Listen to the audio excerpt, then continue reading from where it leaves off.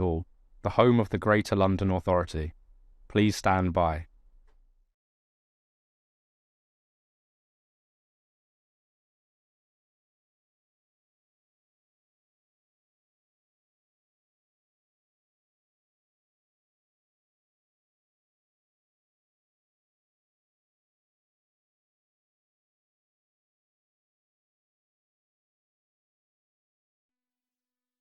This is the broadcast from City Hall, the home of the Greater London Authority.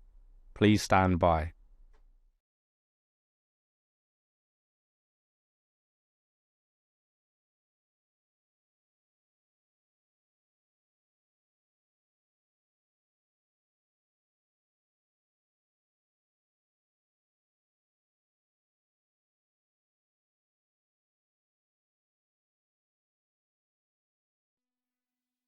This is the broadcast from City Hall, the home of the Greater London Authority. Please stand by.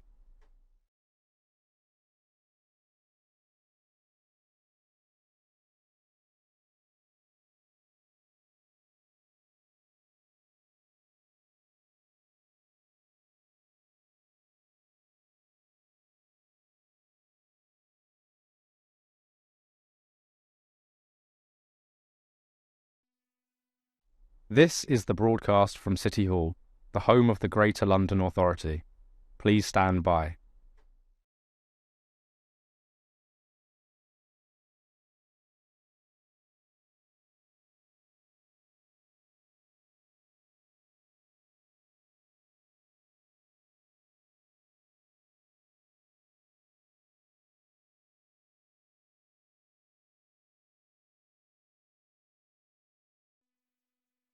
This is the broadcast from City Hall, the home of the Greater London Authority. Please stand by.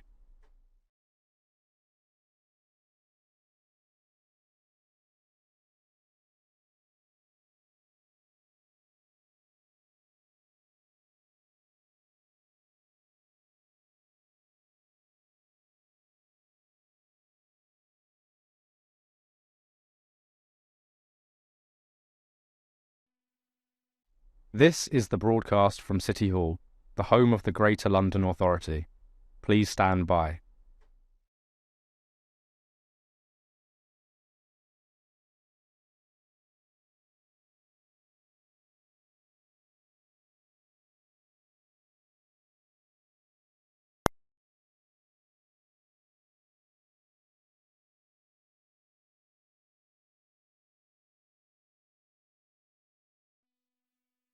This is the broadcast from City Hall, the home of the Greater London Authority. Please stand by.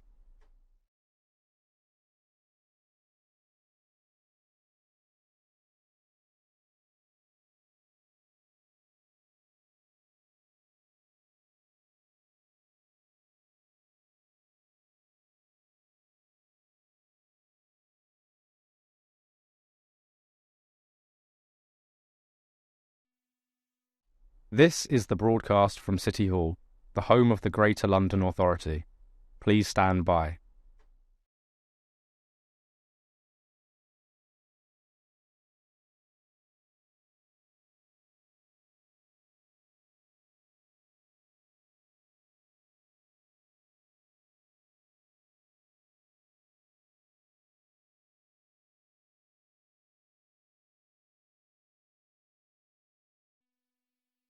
This is the broadcast from City Hall, the home of the Greater London Authority.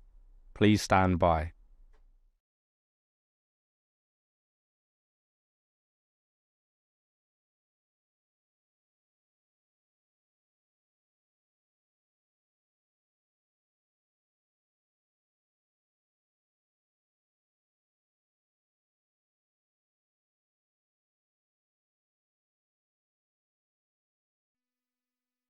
This is the broadcast from City Hall, the home of the Greater London Authority.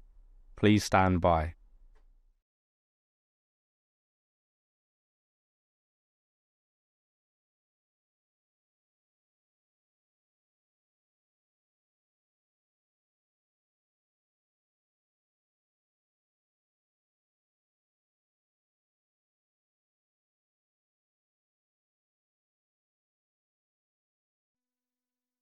This is the broadcast from City Hall, the home of the Greater London Authority. Please stand by.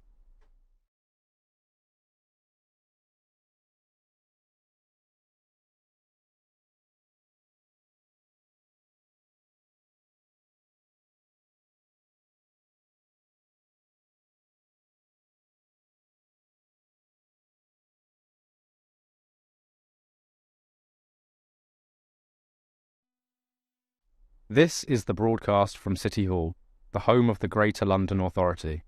Please stand by.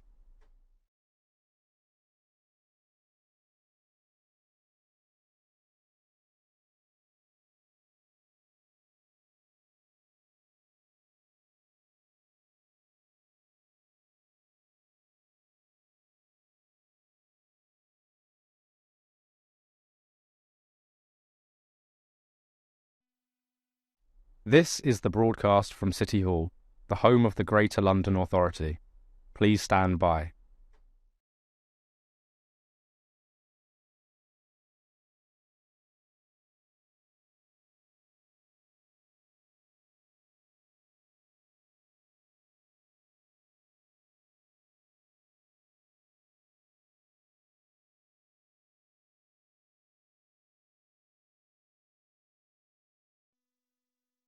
This is the broadcast from City Hall, the home of the Greater London Authority. Please stand by.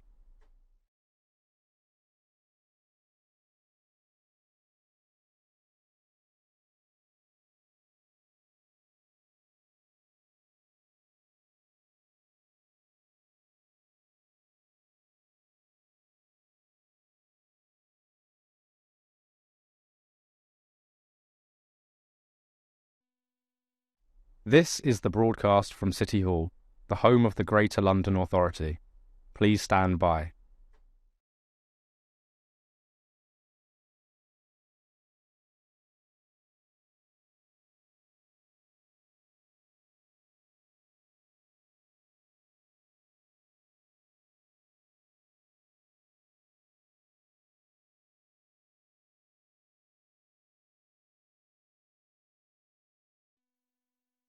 This is the broadcast from City Hall, the home of the Greater London Authority. Please stand by.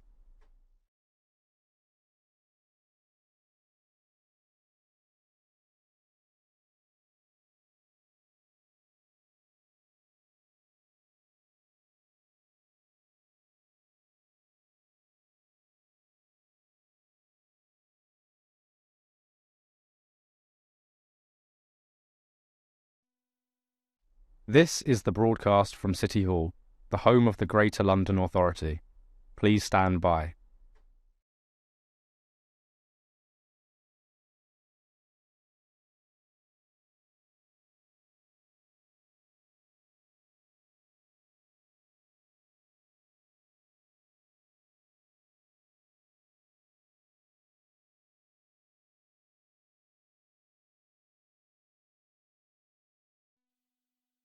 This is the broadcast from City Hall, the home of the Greater London Authority. Please stand by.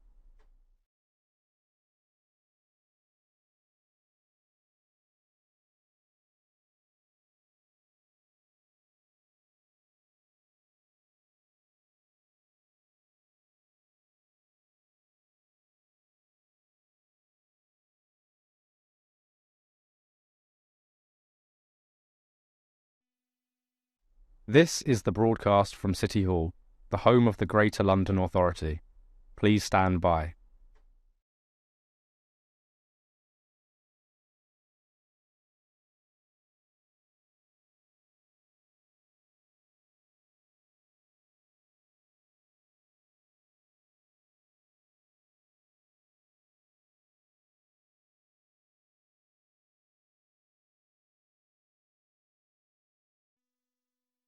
This is the broadcast from City Hall, the home of the Greater London Authority. Please stand by.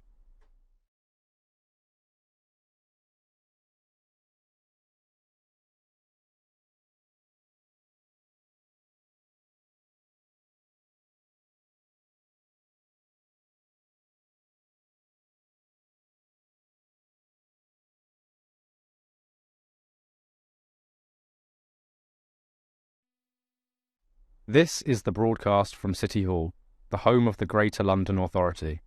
Please stand by.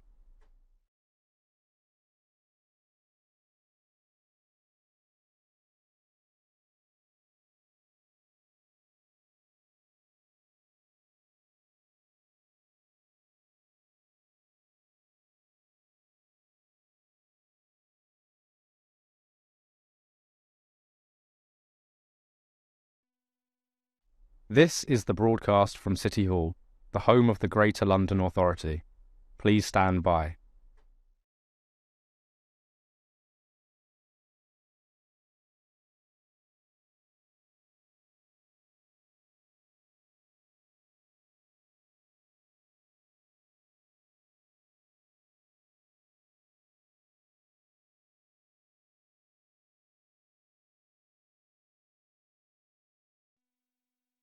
This is the broadcast from City Hall, the home of the Greater London Authority. Please stand by.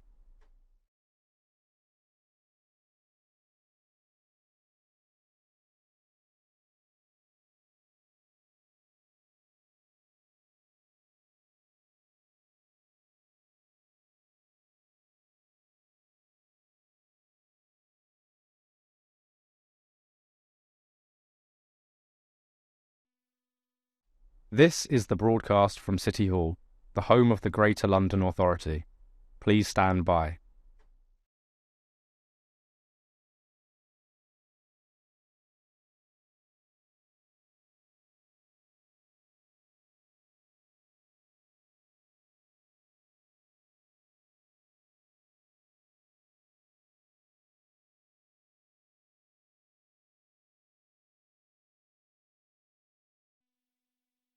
This is the broadcast from City Hall, the home of the Greater London Authority.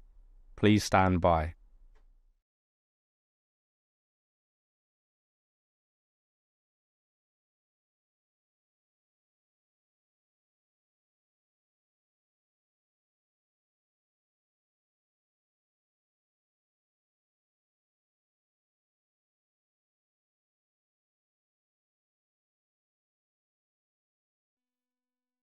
This is the broadcast from City Hall, the home of the Greater London Authority.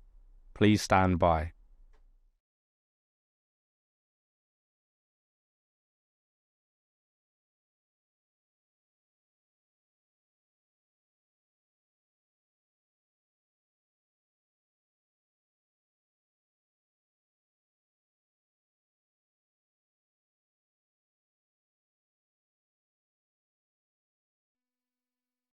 This is the broadcast from City Hall, the home of the Greater London Authority.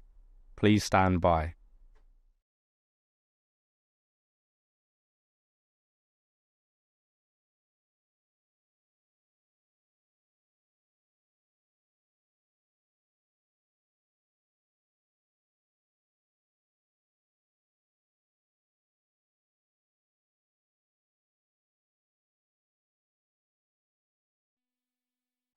This is the broadcast from City Hall, the home of the Greater London Authority. Please stand by.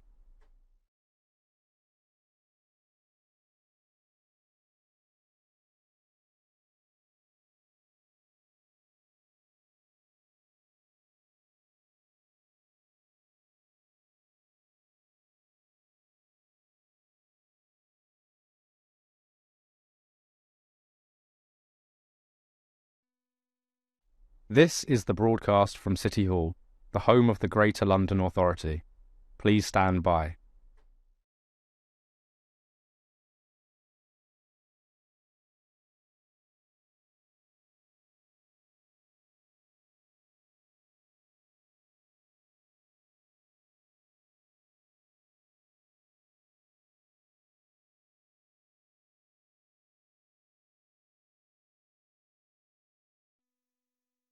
This is the broadcast from City Hall, the home of the Greater London Authority. Please stand by.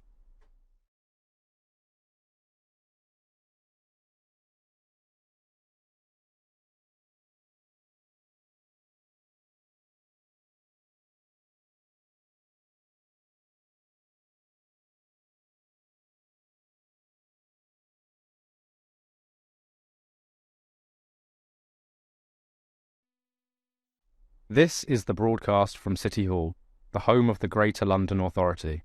Please stand by.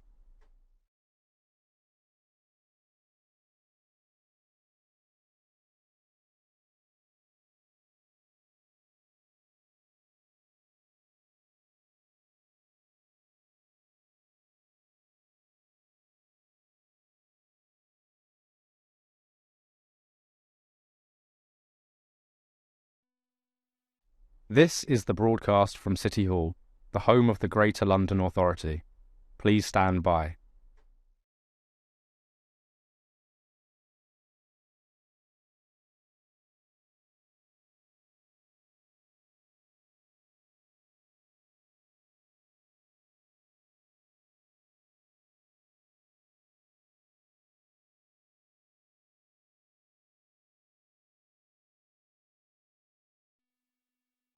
This is the broadcast from City Hall, the home of the Greater London Authority. Please stand by.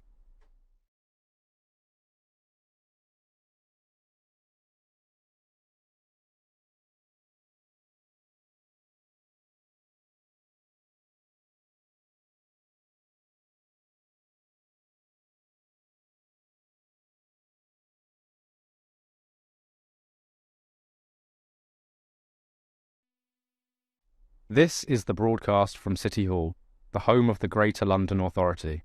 Please stand by.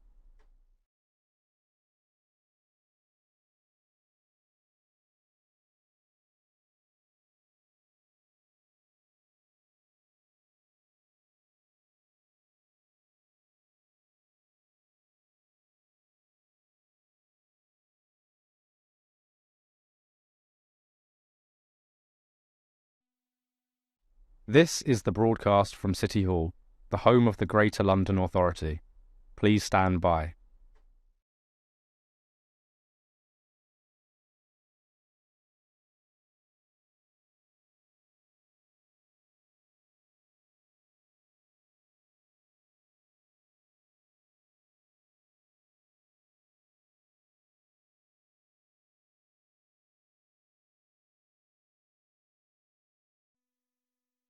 This is the broadcast from City Hall, the home of the Greater London Authority. Please stand by.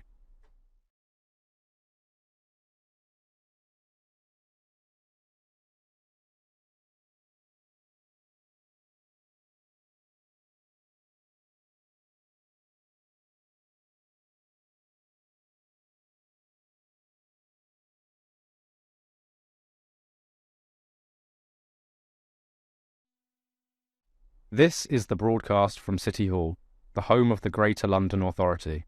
Please stand by.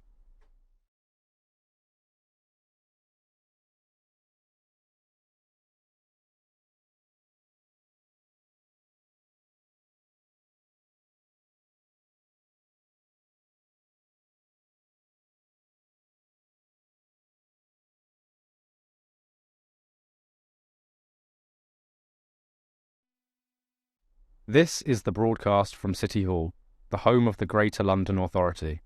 Please stand by.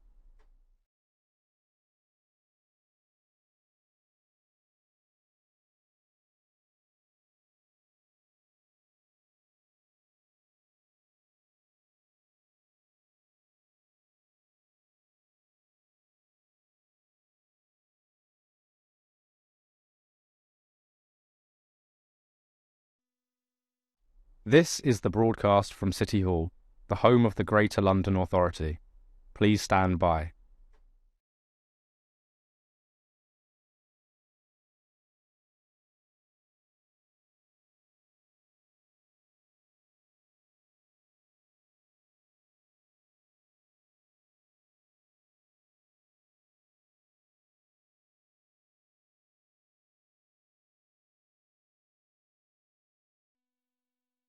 This is the broadcast from City Hall, the home of the Greater London Authority.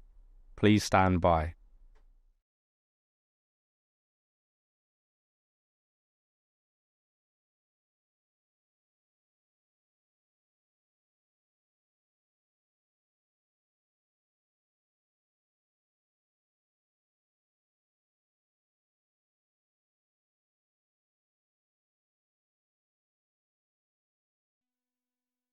This is the broadcast from City Hall, the home of the Greater London Authority.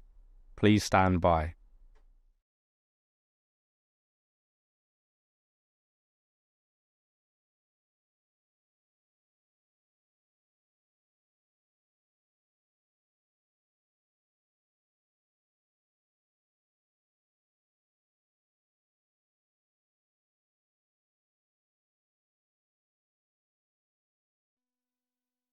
This is the broadcast from City Hall, the home of the Greater London Authority. Please stand by.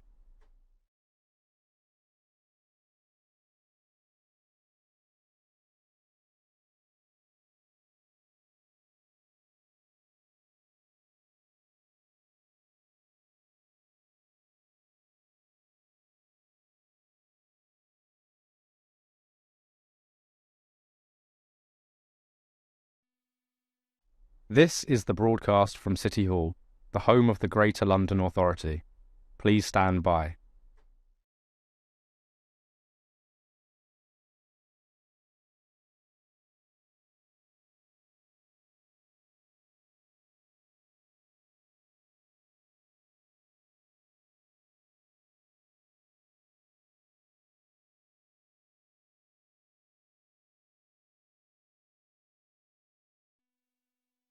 This is the broadcast from City Hall, the home of the Greater London Authority. Please stand by.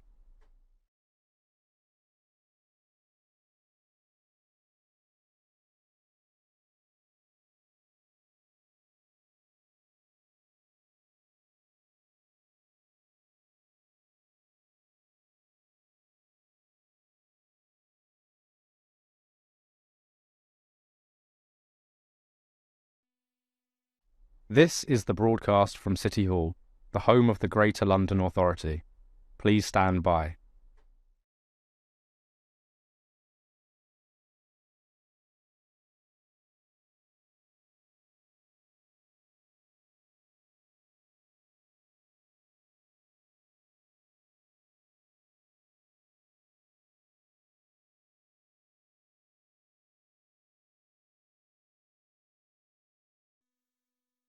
This is the broadcast from City Hall, the home of the Greater London Authority. Please stand by.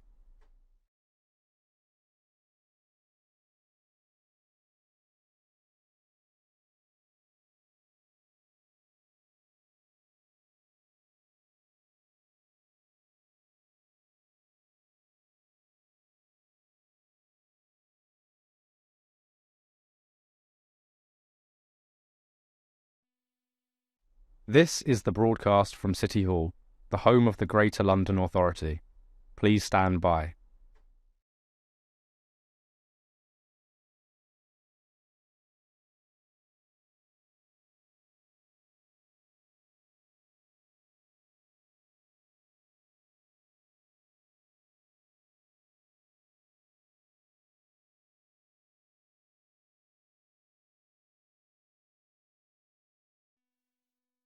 This is the broadcast from City Hall, the home of the Greater London Authority.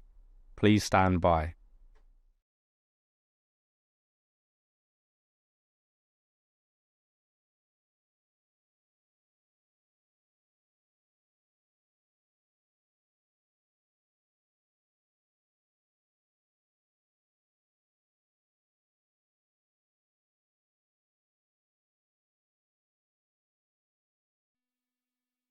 This is the broadcast from City Hall, the home of the Greater London Authority. Please stand by.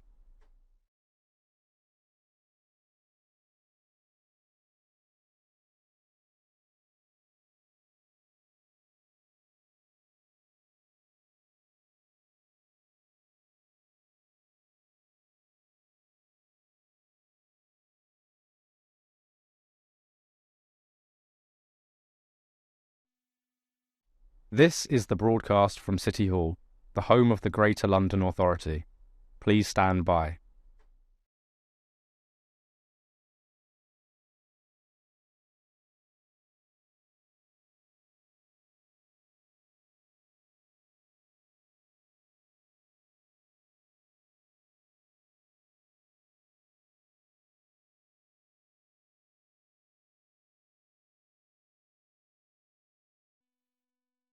This is the broadcast from City Hall, the home of the Greater London Authority. Please stand by.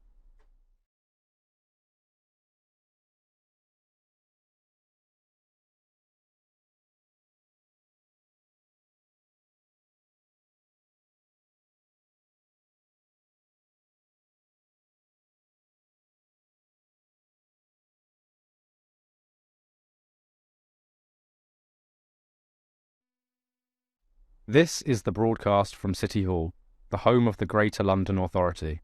Please stand by.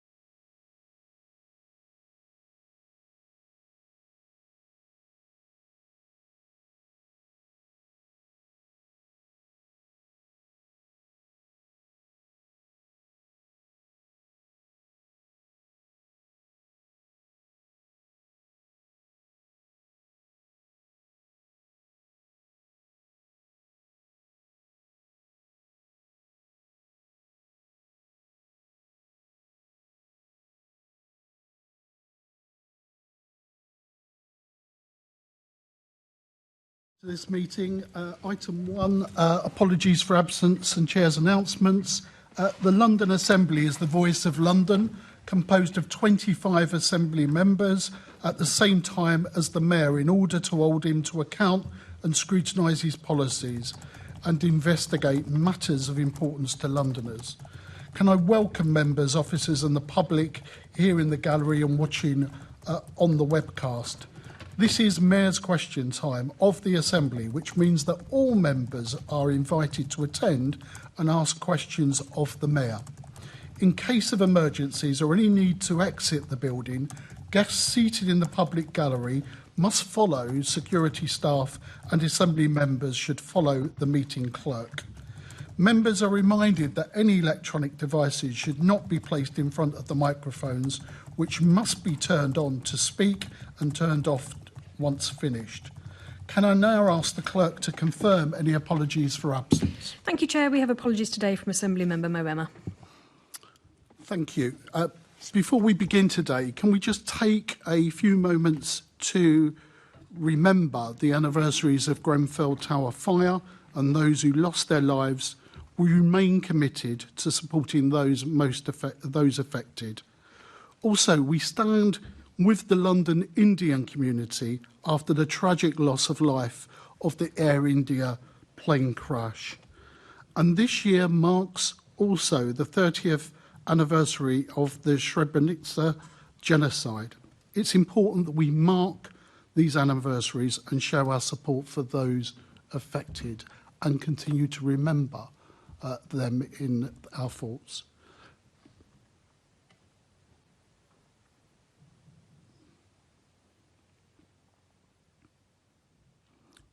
Thank you. Firstly, can I also welcome in the public gallery the Democracy and Comparative Politics students from the University College of London, and I think they're there. There's a wave from them, thank you. And also also the students from Marna Primary School in Tower Hamlets. Big shout out. Well done. And just remind ourselves, since we last met at plenary to discuss the Mayor's Health Inequality Strategy, the Planning and Regeneration Committee asked experts and GLA officers responsible for the London Plan about the Mayor's proposals.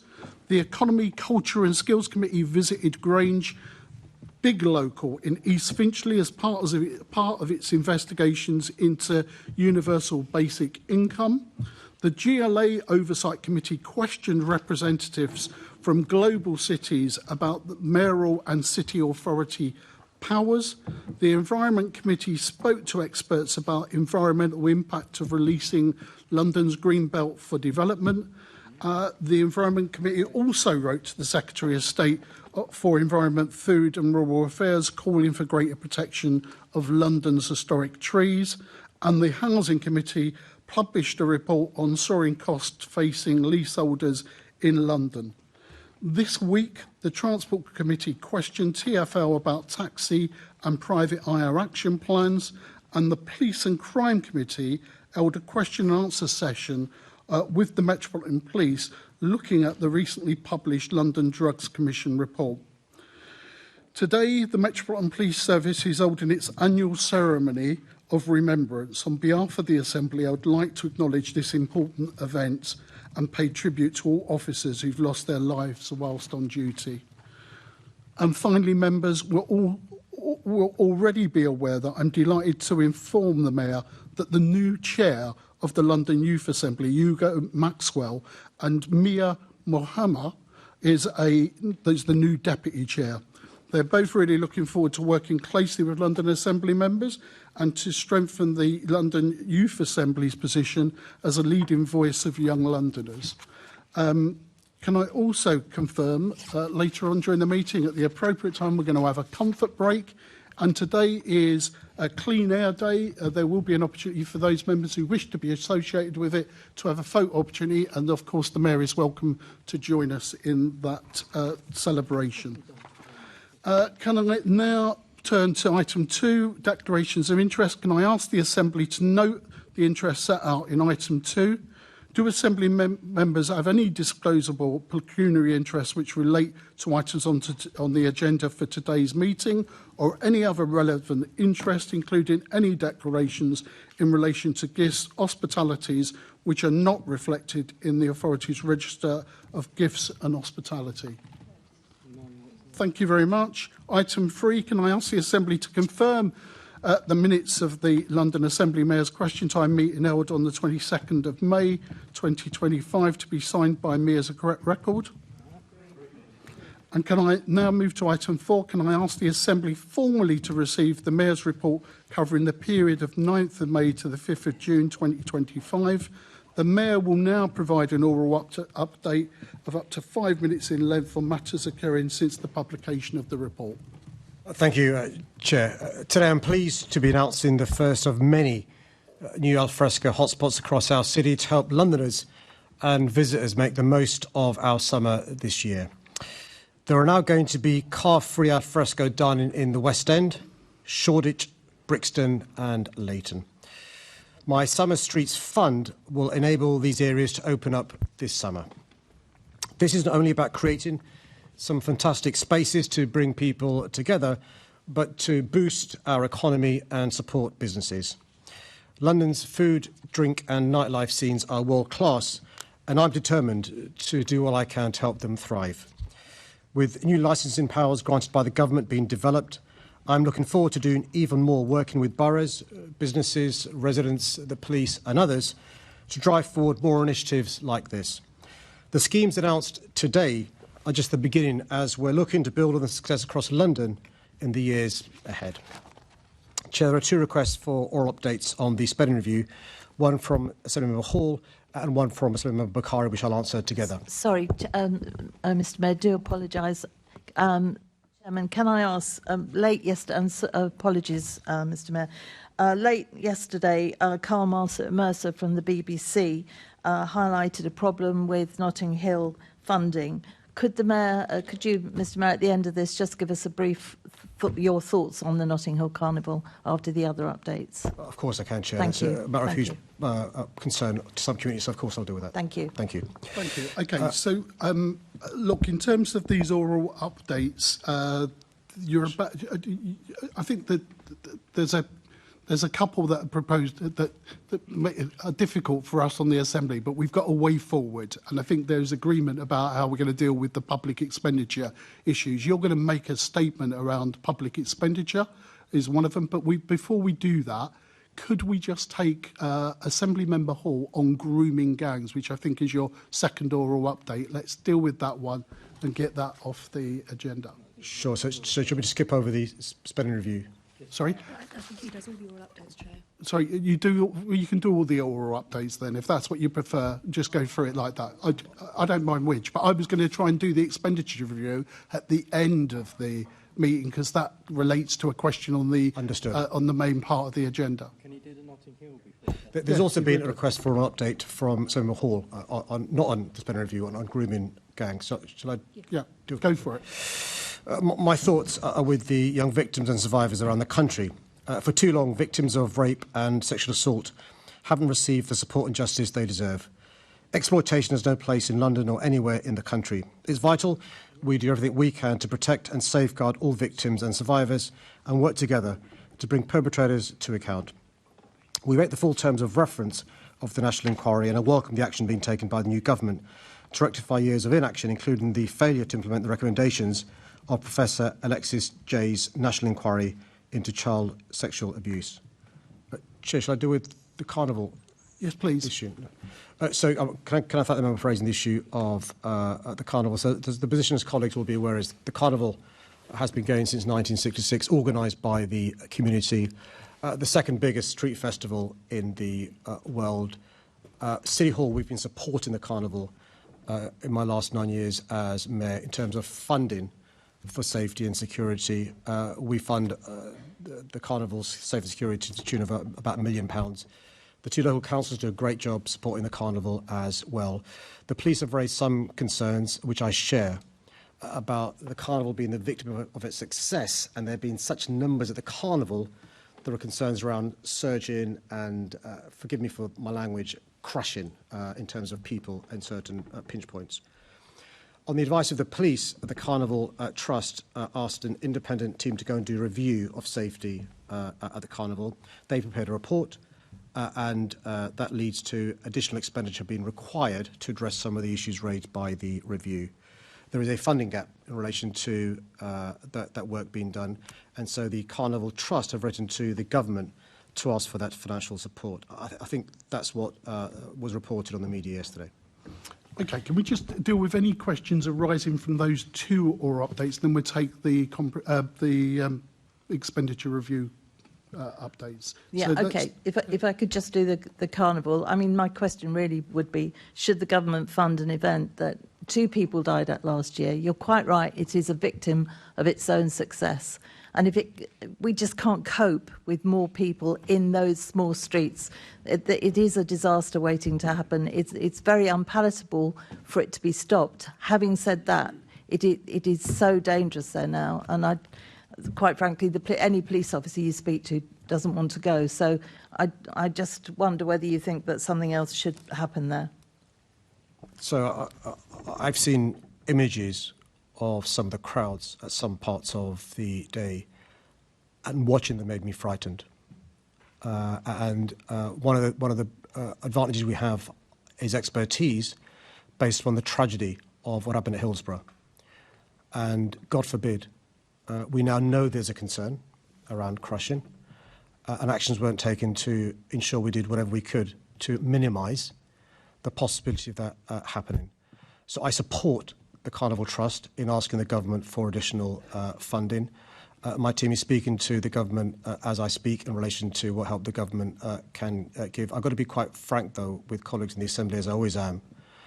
City Hall and the two councils have given the maximum we can financially, and so we would need the government to step in. Thank you. I think there comes a time when it isn't down to money, it's down to the situation. If we can move on to the rape gangs. 6 months ago, and you may well remember this, I asked you 8 times if we had rape gangs in London. Not only did you not know whether we had these gangs, but you didn't even seem to know what a grooming gang was, because you just kept asking me. So can you confirm now that you actually know and understand what these grooming gangs are? I think the member's in danger of misleading. I've read the transcript of the January meeting, and indeed the transcript of the meeting given where AC Matt Twist spoke, and both of us said the same thing, which is the issue in London is there are no reported cases or indication of those sorts of grooming gangs. We do have a concern in relation to county lines and the exploitation of young people to do with county lines. That was confirmed by AC Twist at the PCC in January, and indeed, I know Deputy Commissioner Jukes spoke yesterday to the committee as well. So in short, to repeat what AC Twist, Deputy Commissioner Jukes and I have said, no reported cases, but no complacency from that police either. Okay, but some will have seen the video when you constantly asked me what I meant by a grooming gang, and that's been seen by well over 1 million people. Would you still say that if you look at some of your senior politicians, they say that anybody asking for a national inquiry are on a right-wing bandwagon? Would you agree with that? Well, I think there has been a national inquiry by Professor Jay, and I think the concern is that the recommendations she made weren't acted upon. The good news is this government is going to act upon all those recommendations from Professor Jay. Additionally, this government asked Baroness Dame Louise Casey to look into this matter. She's made a recommendation last week, and I think the government's right to accept the recommendations. By the way, I accepted all Louise Casey's recommendations when it came to police reform. Some of this Assembly didn't. I'd leave it at that. Thank you, Chairman. So I've seen Assembly Member Giorgio. Thank you very much, Mr. Chairman. And Mr. Mayor, I hope you and your family are keeping well. On the point of the Baroness' new national inquiry that is to begin soon, there's been reports that you have tried to lobby members of Parliament, ministers, secretaries of state, or potentially the Prime Minister himself to avoid a national inquiry. Just to clear this up now, is that the case? That isn't the case. Thank you for confirming, Mr. Mayor. Assembly Member Lord Bailey. Good morning, Mr. Mayor.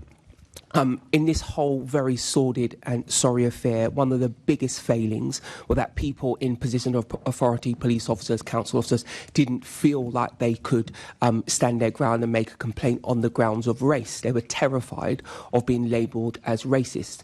We know that police morale in London is particularly low, this being one of the themes. So what work will City Hall, you and your office, be doing to make sure that our police officers in particular, but council officers and any other official feel that they can come forward and whistleblow if they have to without any fear of recrimination for their career? Well, we've discussed in the past publicly and privately about the importance of dealing with issues without fear or favour. And I think that concern you're alluding to is around the country. There appears to be, not in London, there appears to be, I'll be generous, nervousness about following the evidence because of the reasons you referred to. I was really pleased by what Deputy Commissioner Duke said yesterday to the PCC, but also from my experience dealing with the Commissioner, Mark Rowley, at Handy's top team. they do make sure that when it comes to operational matters, they do so without fear or favour. You will have seen some of the criticism the Commissioner's received in relation to, inverted commas, two-tier policing, in relation to protests. He's quite clear and quite strident in his independence when it comes to operational matters, whether it's protest, whether it's to do with issues around public realm, or to do with the really serious issues raised in terms of grooming and so forth. I think, thank you for that comment. I think I'm particularly referring to 2 points. I would take the Commissioner to task about if his officers feel supported by him and his senior officers. They don't. They absolutely don't. They feel quite abandoned. So I think he'll have to do another piece of work to make them feel reassured in general and on this grooming gang thing in particular.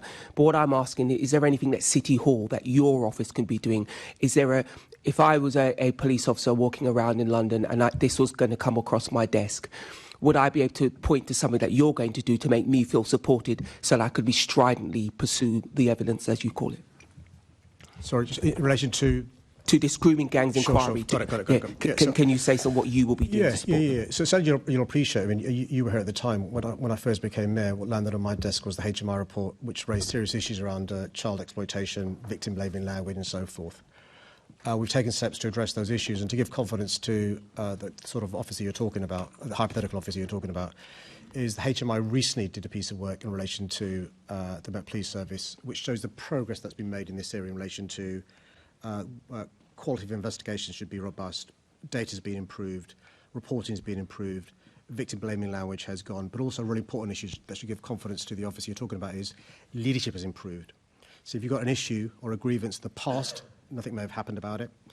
That shouldn't be the case now because of the change in terms of training and so forth. And look, police officer is a peace officer. He or she should police following the law and the evidence without fear or favour. And you'll have seen, it's often reported on social media, the police now are filmed doing stuff, and often people can jump to a knee-jerk reaction without understanding what's really going on. And it's really important that we give the police the backing, that as long as they follow the guidance, follow the rules, follow the law, they'll have our support. Thank you for your comments, Mr. Mayor, but I'd make a plea on behalf of police officers that you are much more strident and coming down on their side sometimes. Thank you, Chair. OK, Mr. Mayor, can you continue with your update on the comprehensive spending review? Sure. The previous government did an incredible amount of damage to our city and our country. This included making massive cuts to the Met and failing to invest what was needed for affordable housing or our transport network. But despite having such an anti-London and pro-austerity government for so long, we've still managed to make progress in London. Since the general election last July, the new government has helped us to go further and to repair some of the damage left by the previous government. We've managed to negotiate a great multi-year funding deal for TfL, secure an increase in funding for policing and housing, and get an integrated settlement for our city for the first time. And just yesterday, the government has announced that it supports our request for a City Hall Developer Investment Fund, whilst today there is news that around 570,000 extra London households will receive £150 off their energy bills. However, I have been open about my concerns when it comes to the impact of some parts of the spending review. I said that having a Labour government would be a positive game changer, and it has been in so many ways. But I'll always be straight with Londoners when I think there are missed opportunities, putting the interests of London over party politics. Thank you, Mr. Mayor. Now, there are a number of people that have indicated they wish to come in on this question. What I'm going to do is move straight to the question on spending review on one, and then take those responses as supplementaries to that initial question on the order paper. Right, so we don't need you to do another statement, Mr. Mayor. We take that in response to Assembly Member Krupesh's question. So do you want to lead Assembly Member Rani into your secondary questions? Thank you, Chair, and thank you, Mr. Mayor, for that opening statement. So the Chancellor confirmed a 3% a year real terms increase in day-to-day funding for the NHS. Londoners have been waiting many months in cases for appointments for surgery, and now with the spending review confirming an extra £29 billion per year for the NHS, how do you expect Londoners to benefit from this? Well, it's just really important to remind ourselves how we got here, which is 14 years of austerity and the impact it's had on the NHS. So you'll have experienced, not just you and your family, but constituents you speak to, the impact on waiting lists, the impact on diagnostic tests not happening, the impact on GP availability, the impact in relation to the fabric of some of the buildings we're talking about. So I welcome the huge investment in the NHS announced in the spending review. It's one of the good news is for London. The difference it'll make in London is reductions in waiting lists, more appointments being made available, which reduces waiting times, the availability of diagnostic tests happening sooner, which is really important, particularly in terms of cancer and other illnesses that can lead to loss of life if there's an early diagnosis, more GP availability, particularly in boroughs like Bretton and Harrow, but other parts of London where there's a shortage. I'm really excited about digital transformation. I think there's a real opportunity for us to reform, use technology, save money, better quality of service received by Londoners and those across the country. So this is great news. I'm looking forward to working with NHS London going forward to make sure we invest this prudently.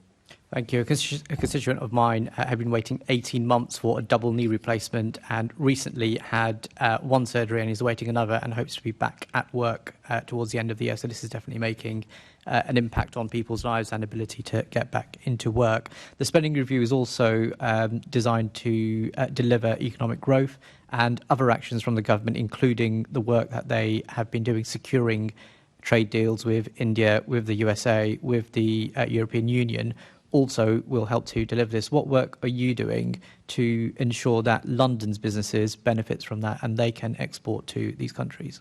Well, firstly, we shouldn't underestimate the difference those three trade deals have already made in terms of confidence, certainty, feel good. The trade deal with the European Union, our biggest trading partner when you add this 27 countries together. The USA, our biggest single trading partner, and of course India, where there is so much FDI coming to London through India. And I just echo what the chair said and what I said last week at this State of London debate. Our thoughts and prayers, I'm sure, with all those families affected, more than 50 British families affected directly because of what happened on that flight. So that confidence means, actually, when you look across the globe and you see the uncertainty, political instability, and political currents in some parts of the world, we're the opposite. We've got stability, we've got a government making trade deals, and it's a good place to come and invest, which is really important for our city. In June, we had one of the most successful investment months already so far. Still some part of June to go. We had South by Southwest leaving Austin and having a South by Southwest in London, and they're going to come back. They had such a good experience. With the Concordia Summit normally takes place in New York during UNGA Week. That came to London for the very first time. We had an amazing London Tech Week kicked off by the Prime Minister. The Secretary of State, Peter Carl, was also there during a lot of that week, but also, more importantly, more than 40,000 people from 120 countries coming to London during that week. And we have next week London Climate Action Week. And all these are events that attract business to London, attract investment to London. And today you'll be pleased to know that Imperial College, one of our finest universities, one of more than 50, has been scored as being the second best university in the world and the best in Europe, which is another attraction for business, for investment and so forth. Thank you, Mr. Mayor. You mentioned that we could always do more and do better, and one of the areas that I'm keen to hear from you on is about, when speaking about the lack of investment in new infrastructure that London needs, the West London Orbital. How are you keeping up the pressure to make sure that in future reviews this is looked at again? I think the Chancellor's got it wrong, and I won't be scared to speak out against the government, even though it's a government I support.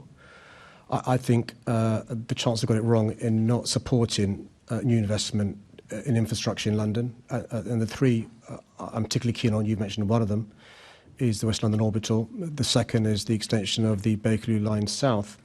And the third is the Dockland Light Railway's extension to Thamesmead. And my disappointment is because these pieces of investment in these infrastructure wouldn't just lead to more jobs being created, they would lead to more homes being built that we desperately need. And my anxiety is this is a continuation of pitting London against the rest of the country.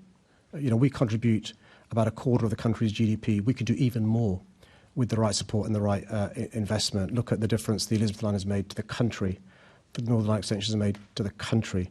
And that's why I'm going to carry on lobbying for investment in those pieces of infrastructure over the course of the next few weeks and months. Thank you. Thank you, Mr Mayor. Assembly Member Bakari. Thank you. Now, when Keir Starmer won the election, you said this was a resetting to the relationship between City Hall and the government. Let's be honest, the Chancellor has not prioritised London in the spending review. This Labour government has devalued London and seems to have very little respect for you as Mayor and the promises that you made to Londoners.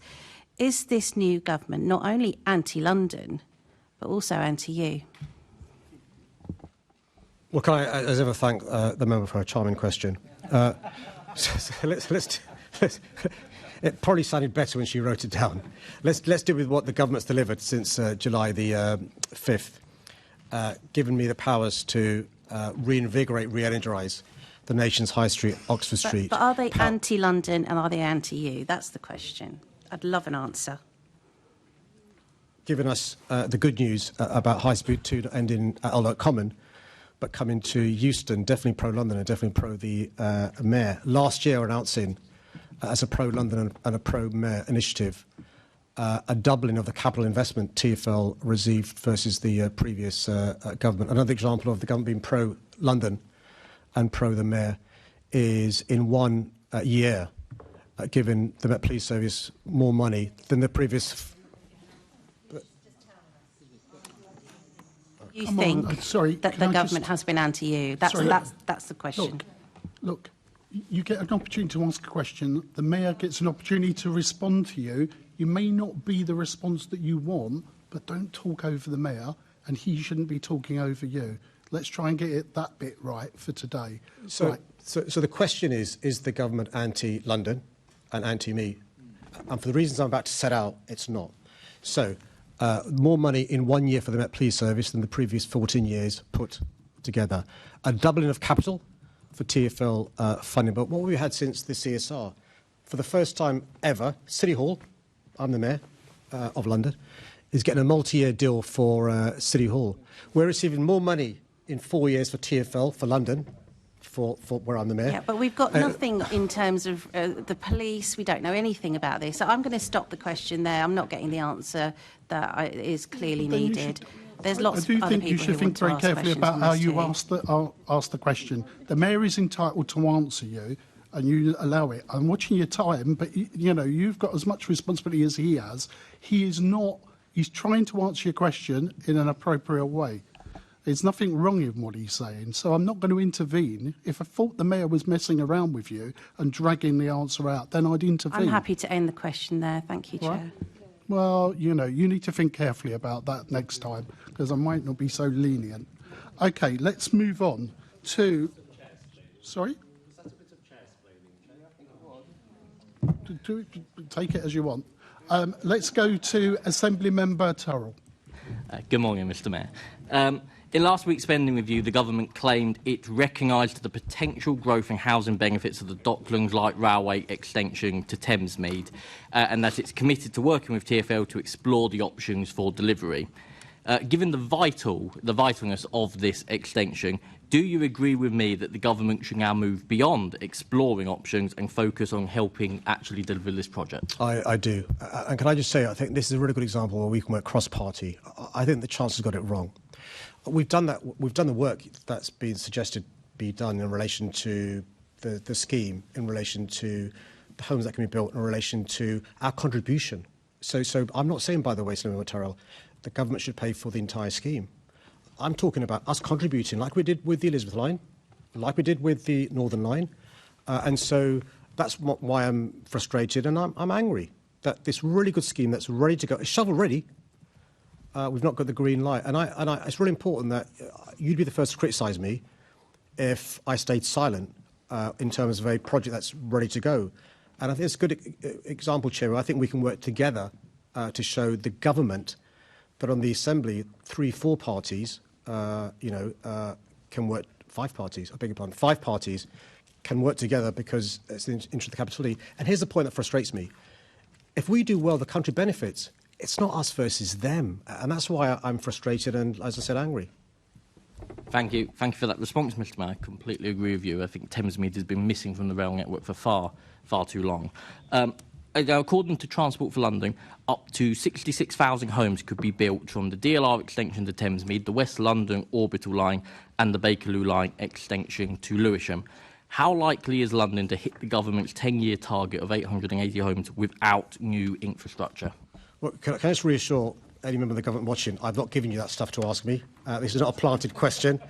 He's a Conservative, I'm Labour, we don't do that. But I think you make the point for me in relation to the link between infrastructure expenditure and housing, but also you in a polite way remind the government of their own targets in terms of increasing the number of homes in this Parliament. Now, we're going to bust a gut to build every single home we can.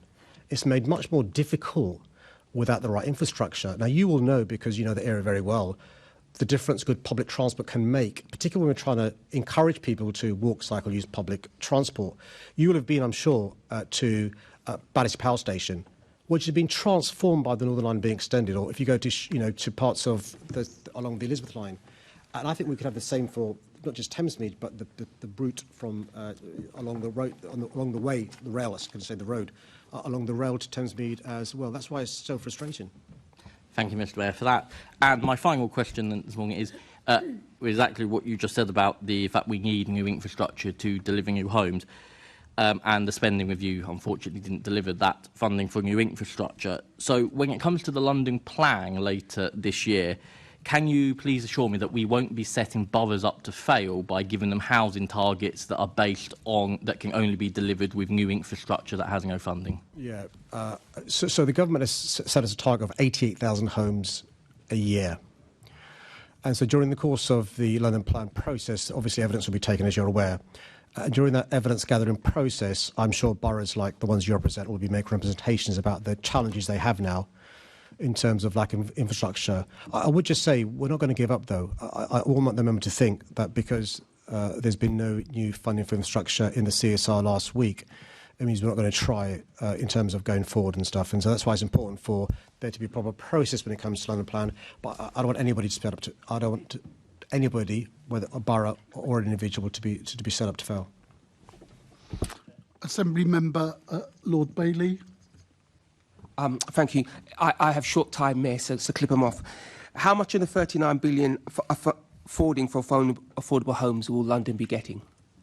So, as you know, the money's been allocated to MHCLG. The negotiations begin. The good news is the money allocated yesterday that I mentioned in my opening is addition to £39 billion, which you'll be receiving for the City Hall Development Investment Fund. I suspect the budget's the time when MHCLG will set out the monies different regions are getting. How many homes do you expect to deliver, or would hope to deliver, from this funding? Well, don't forget some of the money leverages in money from the private sector as well, so it's difficult to know until we know what money we've got. Then we have the negotiations with private sector, housing associations, councils, etc. OK, let's go to the main event then. How much have you asked for? As much as I can get. So I suggest you ask for 40 billion and work your way down from there. Thank you, Mr Mayor. Assembly Member Roberts. Thanks, Chair. Good morning, Mr Mayor. In relation to policing, prior to the spending review, the Met Commissioner was very clear. He said that we'd have to face further tough choices, and even police deciding which crimes they can investigate. After the spending review, you said you remain concerned that the spending result could result in fewer officers, but the Chancellor said that she really doesn't accept that there will be a need for cuts when they're increasing the money that the police force gets. Is the Chancellor wrong? So let me explain why I think the Commissioner and I are both concerned in relation to the CSR. So in the last 14 years, we've lost £1.1 billion from Met Police budget. Roughly speaking, a quarter of our core funding gone. So, of course, I welcome the 2.3% increase in money going from the Treasury to the Home Office. Even if we were to receive all of that, 2.3%, it's not enough in terms of the black hole there is caused by the last 14 years of austerity. Now, as far as policing is concerned, they've always triaged which crimes they will investigate. It's always, since Robert Peel first set up the police service. The problem with the settlement from the Treasury to the Home Office is we don't know how much the Home Office will give to the Met Police Service, how much of the budget will be to police in. But I am concerned because I've seen the impact of austerity with police officers, PCSOs, police staff and buildings. And I'm not sure this by itself will turn things around sufficiently that you and I would like. So the Chancellor's wrong then? Sorry to press you on that individual point.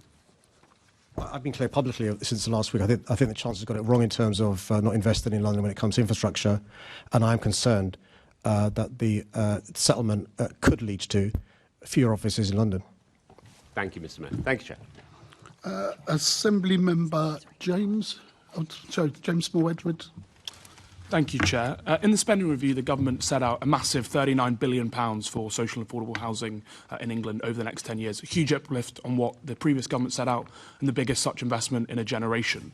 What do you think the potential funding uplift could mean for London's provision of social and affordable housing? I mean, it's difficult to just explain how big and good this news is for London and those in desperate need of housing. Big announcements from last week. Big takeaways are, firstly, a 10-year deal for councils and housing associations, really important because it gives them certainty to borrow and plan and so forth. Rent divergence, really, really important. The fact that councils can now bid for building safety funds, really important. But as you said, £39 billion. Just think if it's on average £3.9 billion a year, that's a massive increase in previous years. And so we are going to be, just to follow up the question asked by others, negotiating with MHCLG to make sure we get a fair share in at London. You'll be aware, because you've raised this and you know about this very often, meetings you have with developers and councils. We face a perfect storm in terms of construction inflation, in terms of Brexit, in terms of the cost of materials, but also lack of skills, and the impact of the quality of the housing stock. And that's why this injection of funds from the government has been welcomed by everybody in the housing sector. And in addition to a potential uplift in the next affordable housing programme, how else can the government support you in delivering more affordable housing in London? The big issue we have is not just in terms of funding, and I welcome this announcement from the government. It is great news, and the Deputy Prime Minister, who's Secretary of State in this department, been a powerful advocate in this area. We need to address the skills pipeline. We need to be encouraging more and more people to get involved in the construction sector. And the great news is, because people will now know there's a 10-year pipeline of funding, it gives you the confidence, if you want to retrain, if you're a young person thinking about a vocation and a career, to get involved in this sector, because you know there is a future pipeline of work to undertake. So I'd encourage, whether you're a young person, whether you're an older person thinking about retraining, to think about, this as a career, because the government's given the green light, and the Chancellor signed, a cheque, metaphorically speaking, for the next 10 years to invest in this area. Thank you, Mr. Mayor. Thank you, Chair. Assembly Member Baker. Thanks, Chair. On the spending review and returning to the transport implications. So I'd like to ask about what you think the long-term implications for the spending review for Transport for London is, and particularly we're still awaiting the publication of the specific funding letter. Obviously that we know the overall amounts, but are you able to confirm some of the capital renewal projects that are well delayed that we'll now be able to deliver from funding from the government? Well, first, I've never seen the Transport Commissioner smile so much since the CSR last week. I just said waiting for the detailed letter from the DfT. But in short, just to remind colleagues, this £2.2 billion over 4 years, it works out on average £550 million a year. Just to give you an idea of what a big impact that is, firstly, it's multi-year, so we can plan properly. But it's more than double what we received from the last lot. The Tory government, 1 year. So it's not just a massive increase, but that 4-year news gives us the opportunity to plan. As you said, the major issue is maintenance and renewals. So it means we can have focus on trains for the PIC line, the DLR. I know you've raised on many occasions roads, critical infrastructure in terms of tunnels and roads. A really important piece of kit. We neglect them at our peril. And so what TfL are now doing is hopefully they'll receive the letter very soon, imminent, I'm told. drafted a business plan commensurate with the amount of money they're going to get each year. So we don't know if it'll be front-loaded. I hope it's front-loaded, or it's going to be even every year over the next 4 years. They will then plan maintenance and renewal on the basis of what they know they're going to receive. And you'll be aware that the last business plan was for a shorter period because we're waiting for the SR. This business plan will be for a 4-year period because we'll have the certainty of knowing what monies are coming in, but also we'll get value for money in terms of negotiating contracts because we can negotiate contracts knowing how much monies we'll receive over the next 3 years after next year. It's really, really positive to see. I'm thankful that you remember my deep interest in road structures, because I was going to ask you specifically about those as well, which is the Chancellor announced £1 billion to enhance and repair rundown transport infrastructure. And it's been talked about there's 3,000 bridges and structures that have been underfunded for years and are now no longer fit for purpose without investment. Are we expecting London to get some of that money for some of our bridges and structures which are in desperate need? So what the DfT have confirmed is, whereas in the past there were pots of money that we couldn't bid for because there was an anti-London government, because there is now a pro-London government, we can now bid for those pots of money. And so I'd encourage councils who tend to own these assets, not TfL, to bid for the monies that's been set aside from the government, because, as you said, there are lots of assets owned by councils that are in desperate need of repair because they're in a state of disrepair. Thank you. And on my other favourite subject, so Greater Manchester have received £2.5 billion in government funding that to deliver, and they're saying they're going to be able to deliver a zero-emission bus fleet by 2030. Now, previously, you've said that we will be able to hit 2030 if we have government funding. So is there money in there? Are we going to be able to deliver on those same timescales so we don't get left behind? Well, firstly, I love Manchester and Greater Manchester, and I love their mayor even more. There are fewer buses than us, though. Far fewer buses than us. So it's easier to get to 100% with fewer buses than it is with London. We've got almost 9,000. So at the moment, our trajectory is 2034. But the business plan TfL are working on will hopefully get us there by 2030. The great news is with Senator Leonie Cooper, we celebrated the 2000th zero-emission bus in London. There were 30 when I became mayor. That shows the progress we've made over the last 9 years. We're going to get to all of our buses being zero-emission by 2030. That's brilliant. Thanks very much. Back to you, Chair. Assembly Member Boff. Do you think London could do with a better advocate for London's interests when talking to government? Well, if we look at the evidence in terms of the Met Police Service receiving more money in 1 year than the previous 14 years, if you look at the evidence in terms of TfL in 25-26 receiving double the money they received from the previous government, when you look at the evidence in relation to the government giving us powers over licensing, over Oxford Street, when you look at the evidence, which is, whereas previously High Speed 2 stopped in the west of London, Old Oak Common, now it'll stop in Euston. If you look at the evidence, which is for the first time ever, City Hall will get a multi-year deal. If you look at the evidence in terms of TfL, for years lobbying for a multi-year deal, we've not just got a multi-year 4-year deal, we're getting more than double what we've got from the previous government. When you look at the evidence of £29 billion going to the NHS, I've been lobbying about the need for investment in the NHS for a long time. You see what happened just this week with MHCLD announcing money towards the City Hall Development Investment Fund. Today, the news that 570,000 households will benefit from a reduction in their winter bills. I think Londoners can be best pleased with what we've managed to secure over the last 11 months, but also Londoners will be pleased to know it's not mission accomplished. I'm ambitious for more from the government, which is why I'll be lobbying for more from the government. Mr. Mayor, I look at the evidence of the fact that you've just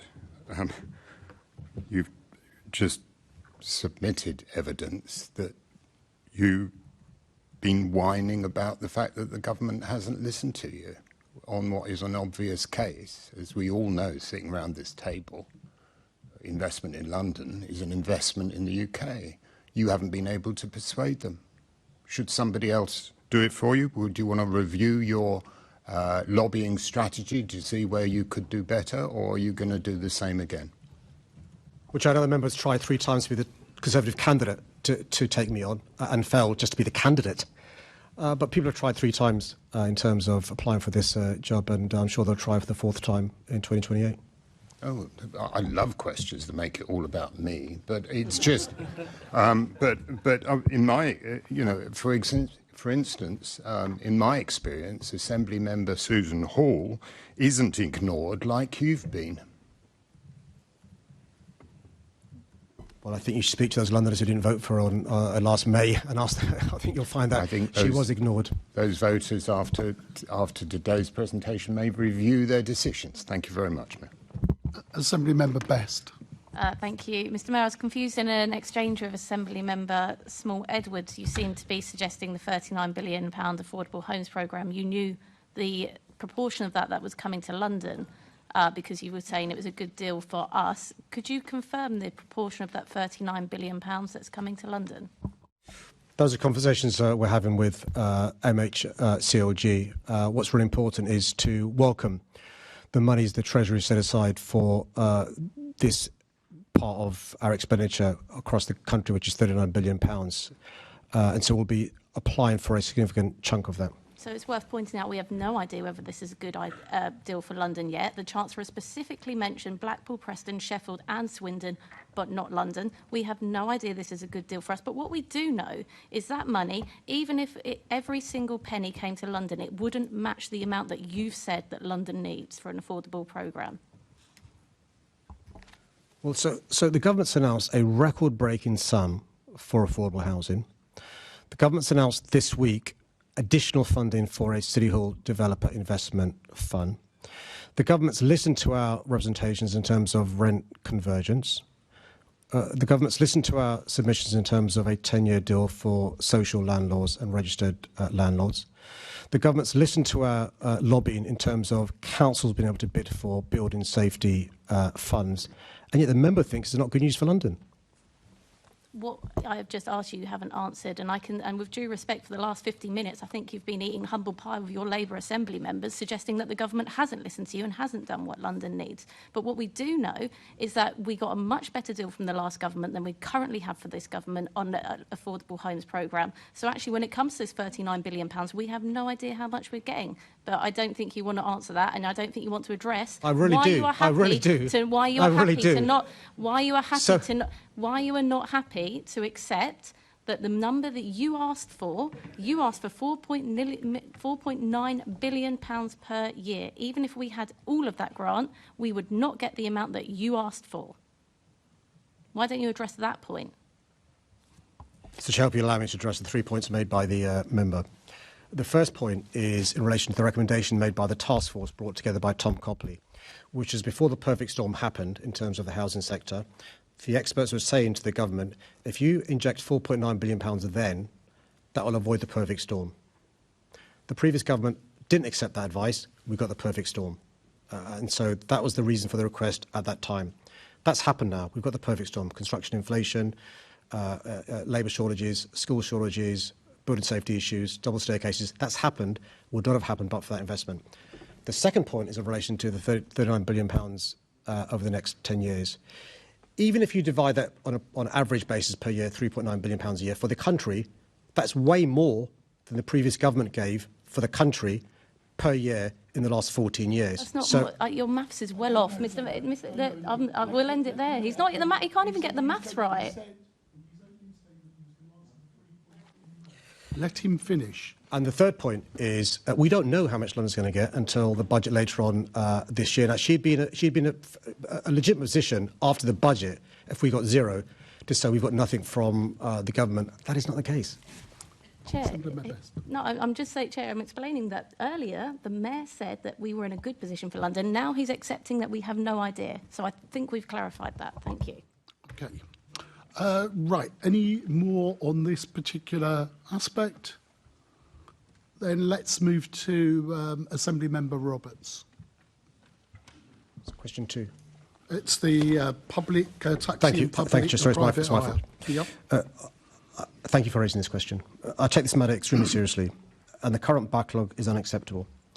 The service that has been provided to licensees, be they new or retiring private hire drivers, is not what I expect from TfL, not what drivers deserve.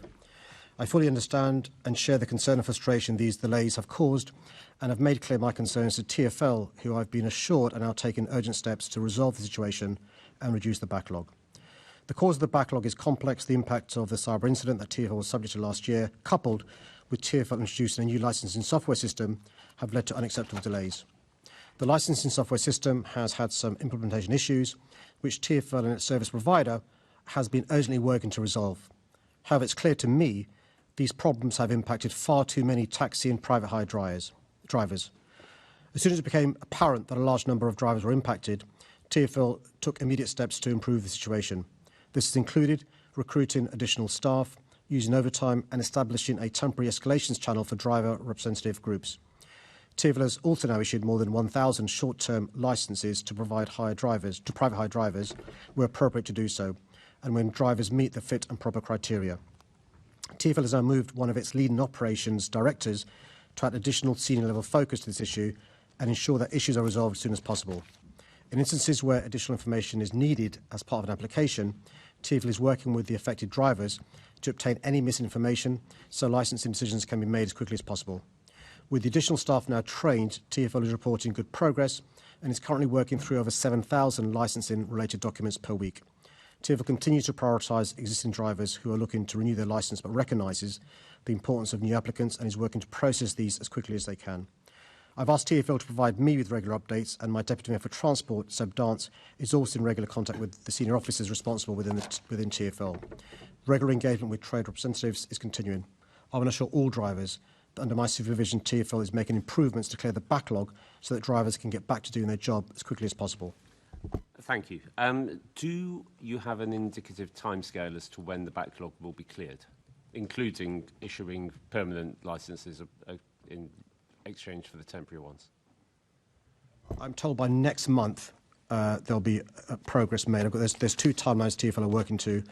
One is there'll be a steady state for existing drivers by next month. Mm-hmm. I was unhappy with the date I was given for new applicants, and so they're working to speed that up. I was told new applicants will be done by September. That's not good enough. Thank you.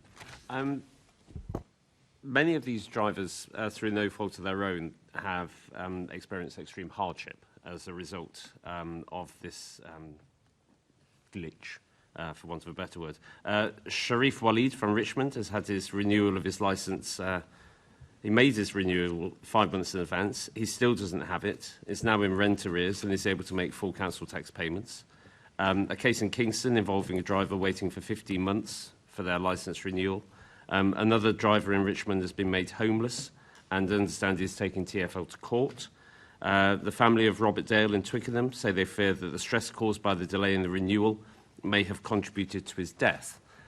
It's an enormous amount of hardship which is happening and on your watch as chair of TfL. Do you think now it's morally right for TfL to compensate the drivers impacted? And will you provide compensation to those drivers? For reasons that are obvious, Chair, I don't want to talk about individual cases, but you mentioned one bereaved driver whose son has been in contact with me. TfL are in touch with him, as indeed my office is as well. I think TfL should be looking at drivers' cases on a case-by-case basis. Like I said, the way TfL has dealt with this issue is not to the standard I expect. 3 categories of drivers, those whose licences are expired, those where they're waiting to do a test or an assessment, and 3 those where there's additional information required. Clearly, there are different sorts of issues in all 3 categories, but I think on a case-by-case basis, TfL should be looking at the issues raised. And could I just press on the specific issue of compensation? I meant compensation. Oh, yes, I beg your pardon. I think on a case-by-case basis, TfL should be looking at the issue of compensation. Thank you. Assembly Member Baker. Thank you, Chair. And I really welcome Assembly Member Roberts raising this really important issue today. I know that I think every single Assembly member around this room will have had similarly distressing stories about drivers being really personally impacted. And I've been... I want to talk about TfL's dealing with it because I have no doubt your commitment to resolving this issue. But I and others have been raising this with TfL as a systemic issue for months, as have drivers' representative organisations. And frankly, I was fobbed off. I was told it was under control. There was a refusal to give me data to back that up. And yesterday, finally, at Transport Committee, it was only when we were actually in Transport Committee that we started getting some of the data, which was nearly 500 expired licences, where there is no other situation, there's no DBS, no medical issues, nearly 500 that are just out of date for no reason except TfL not dealing with it. This is months after the cyber incident. And over 1,000 where TfL believe they are waiting for some information from the drivers, yet they admit that up until very recently there were tens of thousands of unanswered emails. Tens of thousands of unanswered emails, and their inbox got so full that it shut down, and drivers' representatives were emailing in and they were getting bounced back. So how on earth do they know whether they've got it? And certainly even in our office, we've got cases that people who are 3, 4, 8, 10 months out, and we don't know whether those have been resolved because we just can't get an answer. Can I just, sorry, I beg your pardon, it's really long, but can I ask you the question, which is, can you commit that TfL's taxi and private hire team, you've said about the year on it and the backlog will be cleared, but can you commit that in the future they will be transparent with us about the scale of problems so they can actually work together to resolve it? Can I say this? If the member who's elected to be in the Assembly feels she's been fobbed off, imagine how drivers feel. You've got access, the members got access, drivers don't. And these are drivers who are sometimes the sole breadwinner for their families, and they work incredibly hard. So to answer your the first point, it is unacceptable the way Assembly members and drivers and representative groups have been treated. Secondly, I'm looking at the issue whether this section of TfL is fit for purpose, because the stories I've heard are heartbreaking. The drivers aren't culpable, in my view, in many of the cases. And that's one of the reasons why a senior member of the exec teams, the senior member of the TfL team has now got into this department to get a grip, frankly speaking. Because you'll appreciate, because both you and Mr. Member Roberts have spoken to these drivers, every day they've not got a licence is a day they're not earning money. And so it is a really serious issue. And so I want to reassure the Assembly that I take this very seriously, and TfL understand my unhappiness with the way this has been dealt with. But also I want to reassure drivers they should not be fobbed off or feel they've been fobbed off in the way they feel they have been. And I want to apologise to members of the Assembly if you feel you've been fobbed off as well. That is unacceptable from TfL. Thank you very much. And I know there's a lot of work to go to rebuild trust between TfL and drivers organisations, but I hope this is the start of it. Thank you, Mr. Mayor. OK, before we move to the next question, can I welcome Upminster Junior School? I think they're in the gallery, have just come in. There they are.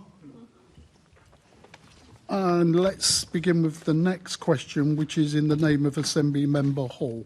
Can I thank you for your question, Assembly Member Hall?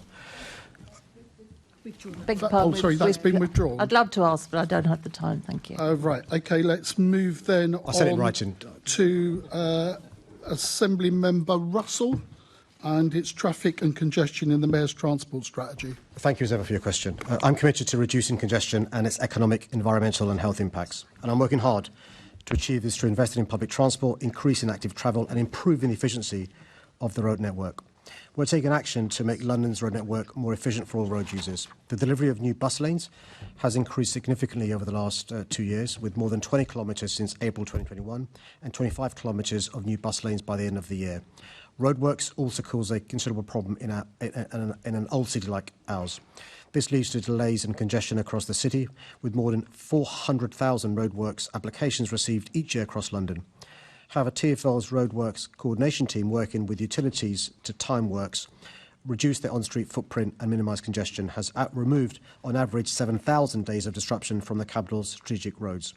In addition, I've established the Infrastructure Coordination Service to reduce disruption on our roads by partnering with major utilities and other infrastructure providers to reduce disruption. This has delivered over £12.5 million in net benefits and reduced disruption by 1,329 days.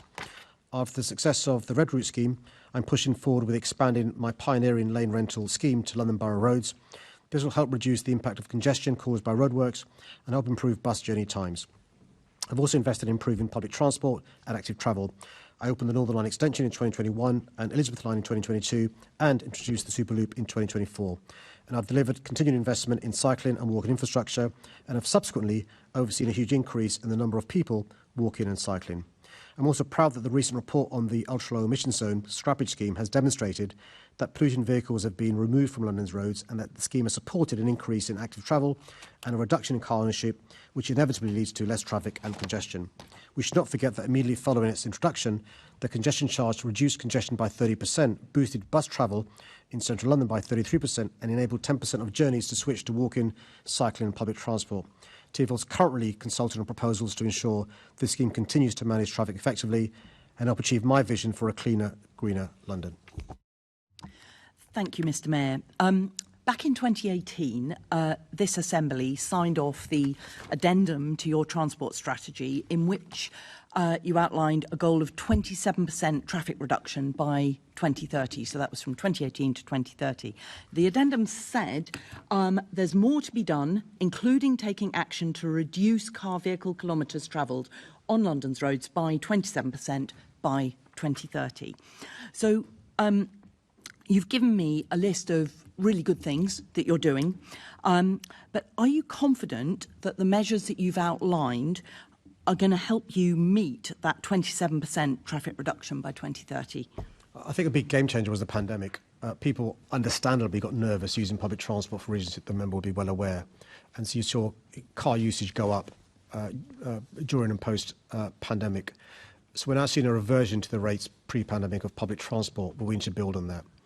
And that's why the business plan I referred to and asked Member Baker is so important, because if the quality of public transport ain't great, if you're waiting long for a bus, if the bus is unreliable, if you don't feel safe cycling, you're less likely to move to active travel. And that's why it's really important we have a good business plan that supports our mission. That's all good, but I've been looking at the data, and while central London is inside the congestion zone has been seeing a really decent reduction since 2018, the rest of London is still off track to see the extent of the reductions that your transport strategy needs to achieve.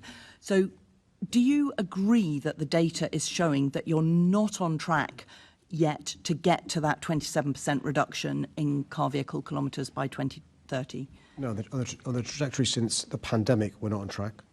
But I'm confident with a good business plan and with the cooperation of councils, we can get back on track. Central London, for example, has more than 70 train stations, more than 700 bus routes going in and around there. We've got to make sure that other parts of London have good public transport. That's why the Superloop is really important. So I just want to dig into this a little bit further, because in a recent written question, you described the 27% reduction in car kilometres by 2030 as an illustrative scenario. So that just makes me a bit anxious that you're maybe not going to want to try and stick to that target. Can you confirm that your aim is still to achieve that target? It is, yeah.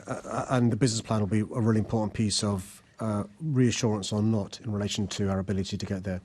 Okay, thank you. It's really, this is incredibly important. It's not just about data and targets, as you've set out in your answer.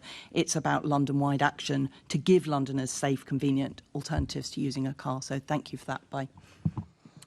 Assembly Member Garrett. Thank you, Chair. So the question was about traffic reduction and your net zero 2030 target. I'm sure you're familiar with this document. This is, you're the author, London's Net Zero 2030 Plan, which you are still committed to in your manifesto and repeatedly since. Therefore, I assume you're also aware that in there it says that the only way to achieve the traffic reduction that your Net Zero 2030 target requires is to introduce a pay-per-mile scheme. But you also say that you won't introduce a pay-per-mile scheme. So one of those statements can't be true. So which one of them is not true? So the question is about traffic and congestion, not net zero, but in any event. Net zero is named in the question, Mr. Mayor. But in any event, I'm quite clear. As long as I'm mayor, we will not be introducing paper mile. And so then you've abandoned your net zero 2030 plan. Is that correct? No, I'm quite clear. We still have a target to get to net zero by 2030. So your own Net Zero 2030 plan, which I have here, says the scale of reductions required in traffic, the 27% that Assembly Member Russell was just talking about, is only possible with some form of road user charging. These are your words, you're the author of this report. And in the next paragraph, it goes on to clarify that means a pay per mile scheme. Your own report, written by you, you're the author, says that to achieve your Net Zero 2030 plan, which you're committed to, requires, that's the word used here, a pay per mile plan. Now, you also say you're committed to not doing a pay per mile plan. Only one of those statements can be true. So which one of them is misleading Londoners? I'm not sure if the member wants to hear my voice or his, but I'm quite clear we're not going to do pay per mile as long as I'm mayor. So why does it say in your own report, which you produced, that you are required to do pay per mile to achieve your net zero target? Well, I'm quite clear we will not be doing pay per mile as long as I'm mayor, Chair. But you're also quite clear that you weren't going to expand ULEZ to outer London. You said that in July 2021. Then a few months later, you launched a consultation. And you were quite clear that you weren't going to build any housing on the Greenbelt. And you're now quite clear that you are going to build housing on the Greenbelt. So with the greatest of respect, I think your categorical denials of what you might not do in the future aren't worth much based on your own track record. So I repeat, your own 2030 net zero plan, in your own words, requires you to bring in pay per mile in order to achieve the traffic reduction, which we've just heard you are not on track to deliver. But you're saying that you won't do that. Chair, I'm unclear what I can say to make him less angry. I'm quite clear. We're not doing pay per mile. So how then are you going to deliver the traffic reduction that you say you are also committed to? Well, as I said a few moments ago, we're writing and working on a business plan. That business plan will give the reassurance or not that Member Russell was asking for. Clearly, I'd like her to have the reassurance that we are going to do whatever we can to get to the targets that we had. We want to encourage more people to, walk, cycle, and use public transport. They will only do so if it's an attractive proposition. And the business plan, now we've got a 4-year deal from the government, will set out what we can do on the basis of the certainty of knowing what we're receiving from the government over the next 4 years. Yeah, so you said you'll do whatever you need to do to get the target, and what you say in your own report is that what that means is pay per mile. So I think we can expect a consultation launched perhaps in the next few months. Thank you, Chair. I mean, if one reads that transcript, I think somebody spoke 7 times longer than I did. OK, let's move on to the next question. Let's move on in the name of Assembly Member Clark. Thanks for your question. London is the engine of the national economy and crucial to achieving the government's growth mission. It is the UK's largest region by economic size, and its contribution has grown from just under a fifth of the UK's total output in 1998 to just under a quarter today. This economic success helps fund vital public services across the country. London contributed a third of the UK's total jobs created over the past 5 years. This means more revenue to the Exchequer, a surplus of over £43 billion in 22-23, and by the way, we're the only region in the country contributing more to the Treasury than it did before the pandemic. Meanwhile, London continues to attract more foreign direct investment than any other European city. And last year alone, London and Partners, London's growth agency, which some of the Assembly oppose, secured £677 million of economic growth. LNP have created or supported 8,200 jobs, helping 110 businesses in high productivity sectors from 24 countries across the world set up or grow their presence in London. June will also be the biggest ever month of business and investment in London, with the benefits being felt all over the UK. Major international events such as South by Southwest London, 2025 Concordia Europe Summit, London Tech Week and London Climate Action Week are all taking place in London this month. Investment in London's infrastructure and transport schemes creates values in other regions. For example, the Elizabeth Line added an estimated £42 billion to the UK economy and delivered important contracts for firms in the Midlands, the North and further afield. London's world-leading universities also help feed the UK's talent pipeline. In 2022-2023, 63% of graduates from other UK towns and cities who moved to study at London's universities returned to their hometowns after graduating, which is significantly higher than the national average. It goes without saying that boosting London's growth and productivity is crucial to fulfilling the UK's growth agenda. London remains the economic jewel in the UK crown. And that's why through our London Growth Plan, we're working with businesses, education providers, boroughs and wider society to do everything we can to boost growth in our capital, which in turn will support the UK economy. Yeah, thank you for that. I think a very clear illustration of investing in London means investing in the country is the other day I was in Cullendale Station, which is, by the way, on track to be opened and delivered on time. But I noticed there was lots of materials with a big stamp saying Made in Cornwall, and it just illustrated that point perfectly. We're investing in London, we're investing in accessible transport, and at the same time, pumping money into the national economy. I just noticed a bit of confusion from that side of the room earlier when they were asking questions, and they seem to think that London is getting a worse deal from this government than the previous. I seem to recall being in this chamber and having a national government that made a sport of talking down London. I'm wondering if you could set out how this government is better supporting London than the previous. But for the audience of that, I think it's possible to say, you welcome 1, 2, 3, 4, 5, 6, 7, 8 from the government and say, but I wish I had 9 and 10. And so I welcome the fact that we have from the government, for the first time ever, a multi-year deal for City Hall. A multi-year deal for City Hall, after years of lobbying. I welcome from this government, we have, for the first time in a very long time, a multi-year deal for transport for London, the biggest in more than a decade. To give you an idea of scale, in the last year of the previous government, TfL in capital terms received £250 million. This government's announced £2.2 billion over 4 years, which on average is £550 million per year, which is more than double what the previous government gave to TfL. We have from this government confirmation that they will be supporting us financially in terms of a City Hall Development Investment Fund just this week, and confirmation from the government they'll be investing record sums in the National Health Service in London, which will benefit your constituents and mine as well. Add to that things like the response to consultation to Oxford Street, supported by the government, which means this iconic high street, the nation's high street, can be restored to its former glory. I announced today the first tranche of alfresco dining in London, all because the government's going to give us powers over licensing. Really, really important. Have I got everything that I want? No. Am I ambitious for London? Yes. Will I ask for more? Yes. So don't be surprised if you have me, the Mayor of London, being the champion and advocate for London and saying to the government, I think you should be giving us more for these reasons. And you've articulated in the question and your answer, when you invest in London, not only does it lead to jobs and homes, but other parts of the country benefit as well. Not because they're getting the crumbs, but because we can't make the trains. We can't make the buses. We haven't got the raw material. Other parts of the country have. And that's why investing in London benefits the entire country. Throw into the mix, a quarter of the GDP currently comes from London. Net Treasury receives about £43 billion. We could do even more with the right support from the Chancellor. Thank you so much for that. Thank you, Chair. Thank you very much. Just before we move on to the next question, can I do a civic welcome to the Chair and Deputy Chair of Newham Council that's in the gallery? That's Councillor Rohit Dasgupta and Councillor Imran Haq.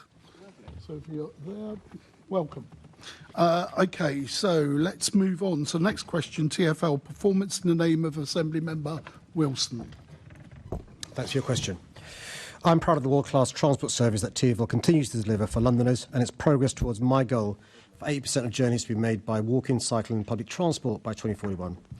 TfL is improving bus services with improved journey times and new connectivity, including the Superloop, which has seen a 12% increase in passenger numbers. More than 20% of the bus fleet is zero emission, 97% of Londoners live within 400 metres of a bus stop, and fares have kept low by me freezing bus and tram fares for 6 years and tube and train fares for 5 years. We also have my Hopper bus fare and bus and tram fare. London's new buses are accessible and have charging points. The Underground alone carries up to 5 million passenger journeys daily, while the Elizabeth Line ranks among the UK's top-performing railways. New Piccadilly Line and DLR trains will have air conditioning, better customer information and CCTV. The Four Lines modernisation programme is transforming the sub-service lines with new digital signalling. London Cycleway network has more than quadrupled in length, with 27% of Londoners living within 400 metres of it. As well as promoting a shift towards more sustainable transport, TfL is accelerating the goals in my transport strategy. Customer experience is at the forefront of everything TfL does. The TfL Go app continues to evolve, offering enhanced functionality and more accessible journey planning. In stations, staff provide invaluable support with the Turn Up and Go service, helping disabled customers request staff assistance. Improving safety remains my priority, and we're working with hard to achieve my Vision Zero target. Road danger has fallen faster in London than the rest of the UK. We're making sure that everyone, especially women and girls, can travel securely at night with well-trained staff, more CCTV, better lighting, and by encouraging people to be active bystanders.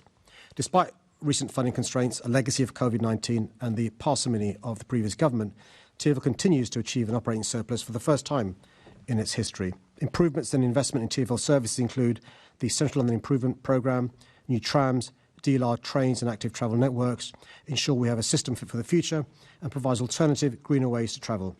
TfL's new £2.2 billion multi-year funding settlement announced at the spending review last week will allow greater investment in improving safety, providing high-quality services, reaching net zero and making London a healthier city. Okay, thank you for that, Mr Mayor. I'd like to raise what's a very hot topic at the moment, not because I see it as a culture war thing, but because I see it as basic standards of decency and behaviour in our society and on our tube network. And that is, of course, the issue of fare evasion, which it's costing Londoners, by your own figures, 130 million a year.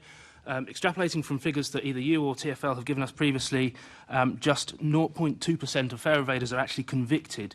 We have enforcement officers that seemingly are standing and watching, fist bumping, doing that sort of thing, rather than tackling the issue at hand. It's costing us a huge amount of money, costing London fare payers a huge amount of money. Why is the response so inadequate, given that amount of money that's being lost, and what could be done with that? Well, thanks for your question. Fare evasion is a serious issue. You and I would dream of not paying the right fare using public transport. And these people, are, who fare evade successfully get away with it. So TfL has invested in the last few years a number of issues to address this very matter. I should just say, by the way, before your comment about staff, fist pumping and so forth, nearly half of our staff who are assaulted or verbally abused is because they are tackling the issue of fare evaders and so forth. So we've got a separate team of more than 500 enforcement officers and other intelligence officers who grapple with this. The good news is we've made progress in reducing fare evasion. Still too high. It's currently about 3.4, 3.5%. By the way, a lot higher in other parts of the country, like Manchester, other parts of the world, like New York and Paris, but that's not a good enough reason for me. We need to go down and make more progress. On those 400 or 400 to 500 so-called enforcement officers, on average, over the last year, they removed just 3 people from the network each, on average. I don't think that's enough. I mean, in addition to raising the fines and any increase in enforcement, would you consider the use of alternative gate technology, something that's been successfully used in Washington? And we know there's already a supplier for TfL, Cubic, who can deliver these higher and AI-powered gates that can do this. Is that something that you'd be looking at? Well, so Washington, which he praised in aid, has a 70% fare evasion on their buses. Yeah, quite. Well, I just thought if they were so good, why don't they transfer that to their buses? Which is an obvious point to make, surely. They work on the rail network. Let's use it on there. Right. Well, as far as the TfL are concerned, thousands of people receive a penalty fine. Thousands of people have been prosecuted, and people have been removed from the public transport network, in addition to revenues being recovered from them as well. We currently have 3.4, 3.5% fare evaders. That's going to go down over the next few years because of the additional work we are doing. TfL always looks at best practice across the globe, and if another part of the globe is doing something better, TfL won't be scared to emulate that. Fine. Okay, 13,000 have been convicted. That's out of an estimated 63.5 million fare evasion incidents over the year. It's not enough. So I'd like to know, if I was to barge through the barriers, I'm not going to, don't worry, but if I was to barge through the barriers, what would actually happen? What would actually happen to me? I know what would happen to me, because in a previous answer, you've talked about the 4 E's. You said that the staff are trying to engage. What does that mean? Educate, encourage, and then enforce. Why is enforcement... These are enforcement officers. Why is enforcement... supposedly in their job title, why is that only ever the last resort? I think Londoners will be disappointed that these people are there to enforce, supposedly, and they're not, because that seems to be the lowest priority in those 4 E's that you give them to do. Sorry, Chair, I'm not sure what the question was. It's just on the cameras. It was the cameras we're covering. Okay, sorry about that. I'm slow to respond. Let's move on to, I've got Assembly Member Prince, followed by Assembly Member Baker. Good morning, Mr Mayor. I shouldn't bother going through your notes. I'm doing one left of the field for you. Sebastian, who is in the audience with Upminster Junior School today, he has asked me to ask you a question in relation to, in relation to Assembly Member Wilson's question on improving TfL's performance, to get the link on would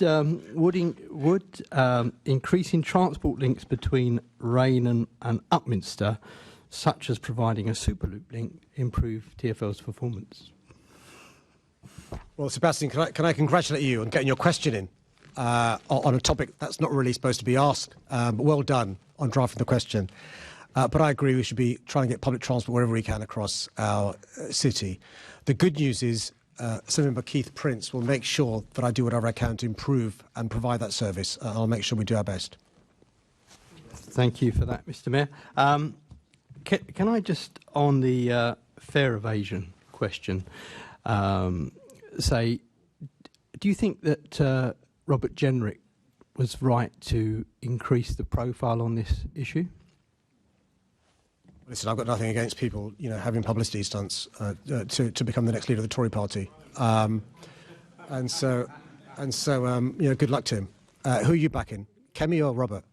Oh, I can't possibly answer that question. Kemi. Or maybe you're Nigel Farage, or is that Susan Hall? Correct answer is Kemi. But I mean, just to follow up on. By the way, nobody said Team Kemi. Nobody said Kemi. Kenny, that's not a question. Give Sean a job. I will page Kemi right now. Give Sean a job. Let's come back to the main points. Come on. Just to follow up on Assembly Member Wilson's rant. I mean, this is really a serious issue, and the useful figures that he gave you do show that we are underperforming.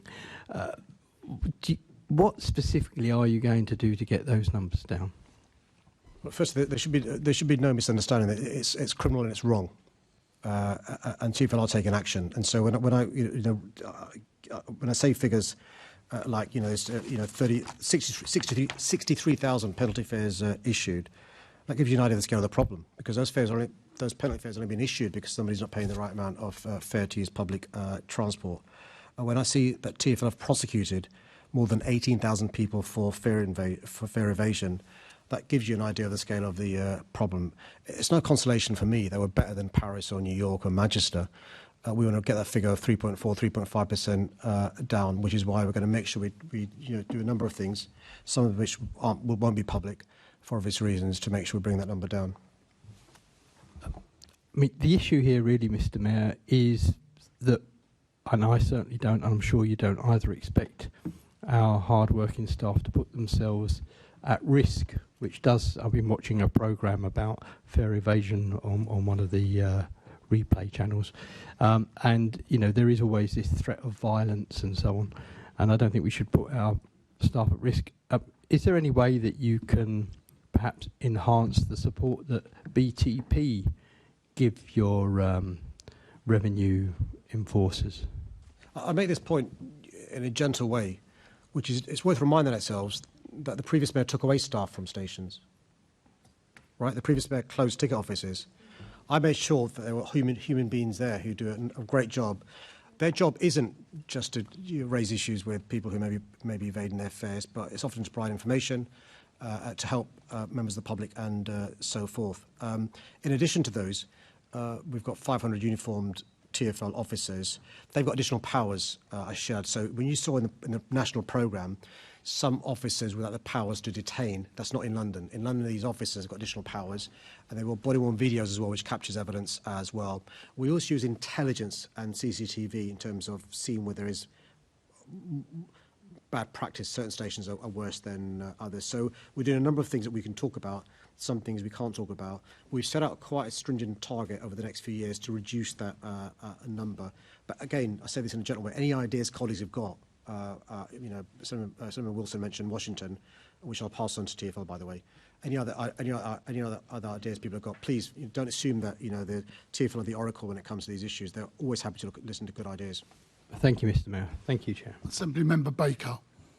Thank you, Chair. And it is the fair evasion is an issue that is genuinely raised with me on a regular basis when I'm out and about. And so I do welcome Assembly members' concerns, particularly around making sure that that money is going to our public transport network. But I have to say I am surprised, given Assembly Member Wilson's recent attacks on funding public transport improvements under the guise of criticism of net zero budgets. Huge amounts of what is called your net zero budgets are public transport improvements. They're new buses, they're new station improvements. Do you really believe that Reform really care about our public transport network? Well, I think one is going to be very careful studying any figures that come from Reform. We know their numbers are dodgy. What I would say is park for a second the knock about party politics. You know, people shouldn't be breaking the law. One way we can improve and make it enticing to use public transport to invest in them. And when you sort of say that everything that's to do with public transport, which indirectly does reduce carbon emissions, is inverted commas wasting money in net zero that could be spent, for example, on police officers, it's been disingenuous in terms of how public expenditure works, but also how a vibrant economy works as well. And that's why I think good politicians address people's fears, bad ones play on them. Thanks, Mr. Mayor. Back to you, Chair. Okay, let's move on to our next question Sorry, Assembly Member Vest, I didn't see you, sorry. Thank you. When a politician raises an area of TfL performance they'd like to see improved, do you think the correct response is to respond with name-calling and disparaging remarks? And would you like to take this opportunity to apologise to Robert Jenrick for taking that path on this occasion? It's just a simple question of whether you'd like to apologise. To be honest, I've got 3 boys. If I ask them if they need to apologise, they start reading a book to find out. I'd send them to their room. I mean, surely you're more mature than that. Well, I think had I called an officer who can't respond dumb and dumber, I'd apologise. But I haven't. Had I called somebody a stupid, fat, blonde woman, I'd apologise. Sorry, Mr. Mayor, I'm asking about yourself and whether you would like to apologise. That's about you. Had I called somebody an ugly-mouthed journalist, I'd apologise. People in this world are rude. I'm asking you if you would like to apologise. I don't think that's an unfair redirection for the Mayor, Chair. It's a personal question. Would you like to apologise to Robert Jenrick? No. Okay. It's not the first time that you have had to apologise. When Assembly Member Fortune picked you up on this, on TfL performance, you called him thick. You are consistently rude. It is unbecoming of the Mayor. I really would hope that you take a look at your behaviour and conduct. And if you want to make comparisons to people you think are rude, is that what you're aspiring to be like, or do you want to actually be better? So I've now got the ambit and the floor, Chair, because the members mentioned rudeness and comparing myself to others, and I hope the Chair will give me the courtesy to respond to the question that's been raised by the member in the way I am able to do so. I think language is fundamental to politics. It's the main tool we use to persuade, to win political arguments, and to communicate with the people we represent. The political arena can be combative and adversarial by its very nature, and it's important, I'd say fundamental, that in a healthy democracy we're able to have open, robust debates. We also have a history in this country of using humour in our politics, which is why it's commonplace to hear light-hearted remarks about political opponents and peers. We often see during Prime Minister's questions, in political debates on TV, or when listening to podcasts, and even in this very chamber, where I've been regularly at the sharp end of a jibe or several. These should be taken in the light-hearted nature they are intended. One example from history is when Winston Churchill spoke about Clement Attlee. He said, an empty taxi pulled up and Clement Attlee got out. Another was when George Osborne praised Eric Pickles Chair, I think we for get being the point. the model it's of all lean good. He doesn't government. want to reply. He doesn't want to do better. And Theresa May recently good. said of Liz Truss's book about staying in the West, that should be in the fantasy section. Mr. Mayor, I think you've made your point. I think there's no... it must have sounded good last time. Assembly Member Cooper. Sure, I've got more. I know you've got more. I know you've got more. I think you've got more. This is why. Here we go. Hold on. Mr. Mayor, Assemblymember Cooper. Mr. Mayor, I'm actually quite enjoying your humour there, but I just wondered if you might agree with me that it's a bit hypocritical for the Conservatives in this chamber, who I think are the only group who've ever had somebody removed from the chamber for being rude to another Assembly member. There's also one of their number Assembly Member who Baker has to leave. Stop. I'm sorry. Stop. Do you mind? No. I hope this is not coming off my clock. Sorry, shall we just continue, Assemblymember Cooper? A Conservative Assembly member who was so rude to Caroline Russell that he was removed from the chamber. A Conservative Assembly member who called one of my colleagues a misogynist, which I don't find particularly amusing. I think it was only last month when a Conservative Assembly member called Assembly member Duval a biased chair. And most horrific of all, apparently it was very funny to show pictures that were AI generated of you drowning in the River Thames. Do you find any of those funny, and do you think it's for them to start apologising before they start asking you to apologise? Well, I'm really pleased that you reminded us all of the hypocrisy and the chutzpah of the member raising language. I make a serious point, which is what I think is not appropriate is for any politician, or anyone for that matter, to use language that's intended to offend or promote hatred and division. And so when I heard Boris Johnson use words like pickaninnies and watermelon smiles, I think there's a problem. I think it's a major concern there is in our politics and the politics of many countries around the world becoming more polarised and more divisive. And I've got 3 pages of examples of language used by the Conservatives in this chamber and elsewhere, many members who are sitting here. And I'm just surprised that they're always the first people, these right-wing politicians, to call those of us with sensitivities snowflakes. I'm so surprised that they're thin-skinned themselves. Thank you very much, Mr. Mayor, and thank you for your humorous examples earlier. Thank you, Chair. Okay, right. Chair, sorry, I did want to You're come going to in. use your... I right. just want to clarify. I will call out misogyny and racism, and the Labour group are saying that when I call out someone for blatant misogyny, that I'm being rude because I'm calling out blatant misogyny. I'll always stand up against discrimination. I hope this is all on the clock. And I think that is the right thing to do, and I would hope everyone does. And the fact that someone classifies calling out misogyny, discrimination or racism as rude is a deep, deep-rooted problem in the Labour group they should address. Okay. I think that was a statement, so I think there's no response required. Let's move on. Clean Air Day, a question in the name of Leonie Cooper, Assembly Member. Sorry. Can I thank the member for her question and for her vociferous lobbying on this really important issue. Since my election, I've made tackling toxic air one of my top priorities. Despite the massive challenges and personal abuse I've experienced, I'm proud to have delivered the world's first and largest ultra-low emission zone, now covering all of London. Across our city, air pollution is well down, with, for example, nitrogen dioxide concentrations 27% lower than they were before the ULEZ was introduced. London's more disadvantaged community are seeing greater benefits from the ULEZ.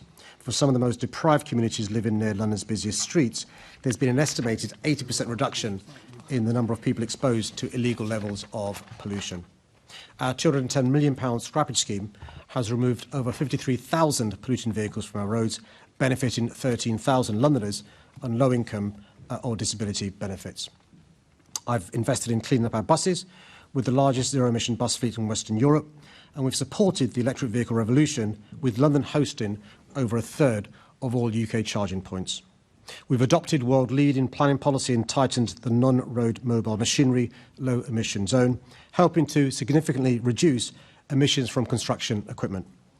I'm proud to be able to say that our policies are actively reducing inequalities across London. The difference in average NO2 concentrations between the most and least deprived populations in London have reduced by 50%, and our forecasts show there will be a 70% reduction by 2030. Despite this progress, the most deprived communities of London are still likely to live in the most polluted areas. That's why I'll continue to take action with the member support to reduce air pollution, and I'm committed to achieving the World Health Organization air quality guidelines as soon as possible.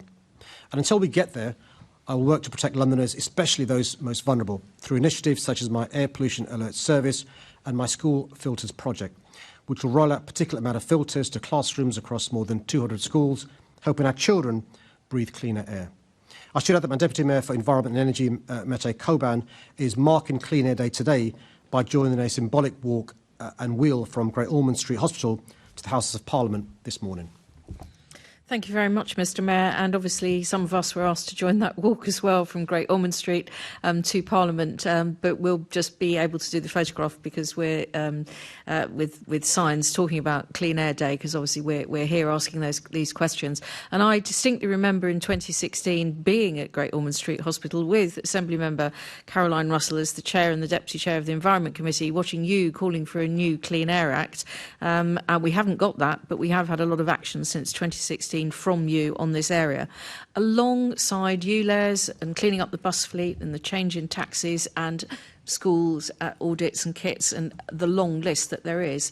I think one of the things that was enshrined in the previous version of the London Plan has been the approach on biodiversity. And we know the massive contribution that trees make, not just to cooling, but also helping to clean up London's air. And biodiversity net gain and the urban greening factor enshrined in the last London Plan. We're now moving towards a new version of the London Plan. Obviously, it would be great to build on that progress in nature in London, and again talking about deprived communities. What further improvements in terms of air quality across London can we expect the new London Plan to deliver, building on the previous version? Well, can I put on my record my thanks to you, not just as the Chair of the Environment Committee, but working closely with colleagues from other parties as well is really important. Not all the parties have joined the party yet. We hope at some stage that they'll realise this is an important issue worthy of paying attention to. But I wasn't aware. I mean, I studied biology at O level and A level, the photosynthesis, but I didn't understand the importance of green infrastructure and the difference it could make. And also, just thinking about the impact of 400 years of de-wild in our city and of concrete over many parts of our city. So we've tried to rewild and regreen parts of our city. Use the phrase which is now become common parlance amongst planners: green infrastructure. I didn't realise there was such a thing as infrastructure that was green, but it's really important for the reasons you allude to. And using the London Plan, and by the way, Nikki Gavron deserves huge credit as well, influencing how new developments are built, thinking about biodiversity net gains, thinking about green infrastructure, thinking about green roofs and green walls and so forth. I'm really proud we now have 50% of our city that's green, and I think we can do even better. It doesn't mean it's at the expense of new homes or at the expense of jobs. In fact, there are opportunities here as well, and I'm looking forward to you and colleagues having as much energy and vigour when it comes to the new London Plan to make sure we make more progress and don't rest on our laurels. Thank you very much, Mr Mayor, and I'm looking forward to seeing that incorporated into the new London Plan, along with the London Nature Recovery Strategy and the London Green Infrastructure Framework, which are currently being developed. Thank you, Chair. I would now like to propose that the Assembly now adjourns for 10 minutes and return at the time of 11:50 before continuing the remaining business on the agenda. Is the Assembly in agreement? Thank you very much.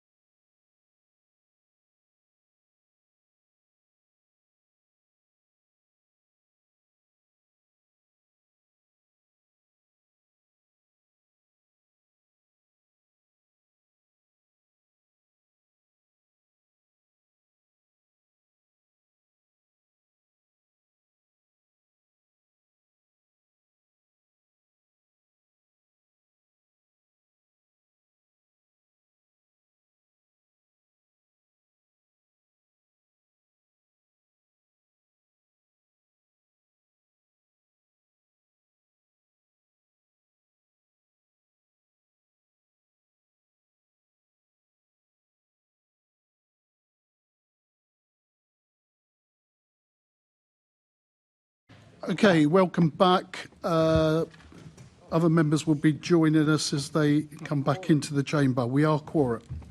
Now, can we turn to the question in the name of Assembly Member Georgiou on policing? Thank you for your question. I continue to work closely with the Home Secretary and with officials at the Home Office to prevent and deter crime in London. It was just indicated. I beg your pardon, sorry. I'll continue to work closely with the Home Secretary and with officials at the Home Office to prevent and deter crime in London, as I've always done. In my recently published Police and Crime Plan, I set out my commitment to work collaboratively with the government to strengthen neighbourhood policing, half knife crime and VORG in London over the next decade, and to also increase Londoners' sense of safety by reducing antisocial behaviour and crimes such as theft and robbery. Close engagement already takes place in a cross-section of crime and policing issues, including but not limited to public order, VORG, police vetting reforms, knife crime prevention and more. I'm working with the government on legislation such as the Crime and Policing Bill, which is currently going through Parliament and which contains a number of key initiatives that we support and have lobbied for. Through working closely with the Home Secretary, we've also been successful in finally closing the loophole and fully banning zombie knives and machetes, successfully achieving an increase in the national and international capital city grant of 34% this year after years of non-action from the previous government, and improving police vetting procedures. We also work collaboratively with the Home Office on a number of other important areas. For example, Home Office officials sit on the London Contest Board, where we work to counter terrorism. Similarly, we work with the Home Office on regional programmes such as the Safer Streets Summer Initiative, which places MOPAC at the centre of coordinated activity to reduce antisocial behaviour, retail and street crime. Earlier this year, my Deputy Mayor for Policing and Crime attended the Policing Minister's Knife-Enabled Robbery Roundtable. I also attended the Home Office Mobile Phone Theft Roundtable, where we pushed the mobile phone industry to go further in designing out mobile phone theft. Through our close work with the Home Office, the VRU, the Violence Reduction Unit, secured £9.4 million to continue delivering London-wide interventions to reduce violence, including embedding youth workers in hospitals and custody suites. The VRU has also supported and influenced national policy and prevention and is now coordinating this vital work across London with the Home Office. We continue to work with the government on the development of Young Futures hubs.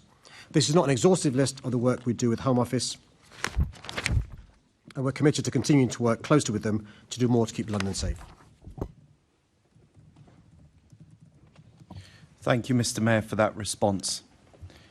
Given the Home Office's recent announcements on both illegal and legal migration, do you support the principle that all foreign nationals convicted of serious crimes such as rape, murder and child sexual abuse should be deported rather than serve their sentences in London's prisons where legally and practically possible? Yes, and the last few words are really important because sometimes countries don't take the prisoner and stuff, and so what the government's trying to do is reach agreement with those countries so time is served in country of origin rather than here. The subject to your last few words. Thank you very much for that, Mr. Mayor, and I welcome the response. I think part of my concern and what's going on at the moment with this whole ECHR debate is that people that are living in London, that are foreign nationals, that are rapists, murderers and child abusers and those that commit other serious crimes are able to use, I'll choose my words carefully, interesting legal reasons for being able to stay in our prisons and in our country, in particular our capital city. Do you think that's acceptable? I'll make a political point before I make a procedural point, which is, you'd imagine there's been another party in government for the last 14 years. And if you feel strongly about it, why didn't he lobby his friends in the previous government to do something about it, is the first political point. And it's worth reminding ourselves about the nature of politics and the way how sometimes, because the party in government is different, suddenly there's a recognition of an issue that's been around for a long time. The second procedural point is I think the Justice Secretary deserves huge credit for this week's intervention, where she made the point to colleagues in the Council of Europe ministers about the need for reform of the ECHR. When I was the Shadow Justice Secretary, I then said there should be a reform of the ECHR, this thing called margin of appreciation, which is a concept in the European Convention. And I don't think that the colleagues in Europe understand the flexibility and dexterity this gives to individual countries. That's not to say the values should change. The values are really important, the right to life and so forth. But it's possible within those values to have a situation where people who, frankly speaking, should be deported are. Thank you, Mr. Mayor. And I'd respond very politely that when we had a previous Conservative government, I expressed exactly the same views as I do to you now. And if it were up to me, I'd pull out of the ECHR so we can deport all of these scumbags immediately. So I welcome your response and thank you for it. Assembly Member Hall. Thank you, Chair. Mr. Mayor, I'm going back to grooming gangs. I would have continued last time, but there were children in the audience from Tower Hamlets, and I'm about to mention something there, and I thought that was inappropriate.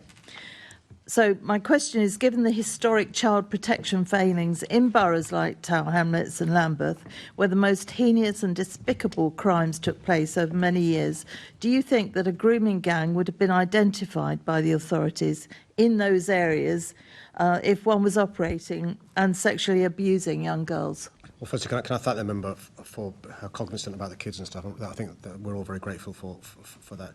So my understanding, speaking to the police, as you'll appreciate that on a regular basis, is, and I choose my words carefully for the reason she'll understand, there's no reported cases, but also no indication of the grooming gangs that she's concerned about in London. That's not to say it couldn't have happened for the reason she said, but they have been quite proactive in trying to see if there are any issues in relation to the staff report over the course of in other parts of the country.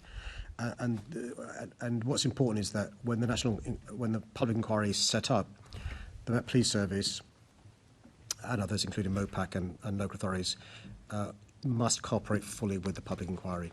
And that includes, she'll be aware, there's been cases across the country where people were NFA'd, no further action was taken or action wasn't taken. And what Dame Lou's case is saying is some of those cases should be revisited as well.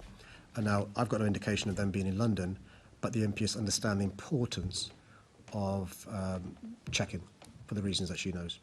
There is, and I have been concerned because every time I've mentioned it, you have deflected to something else.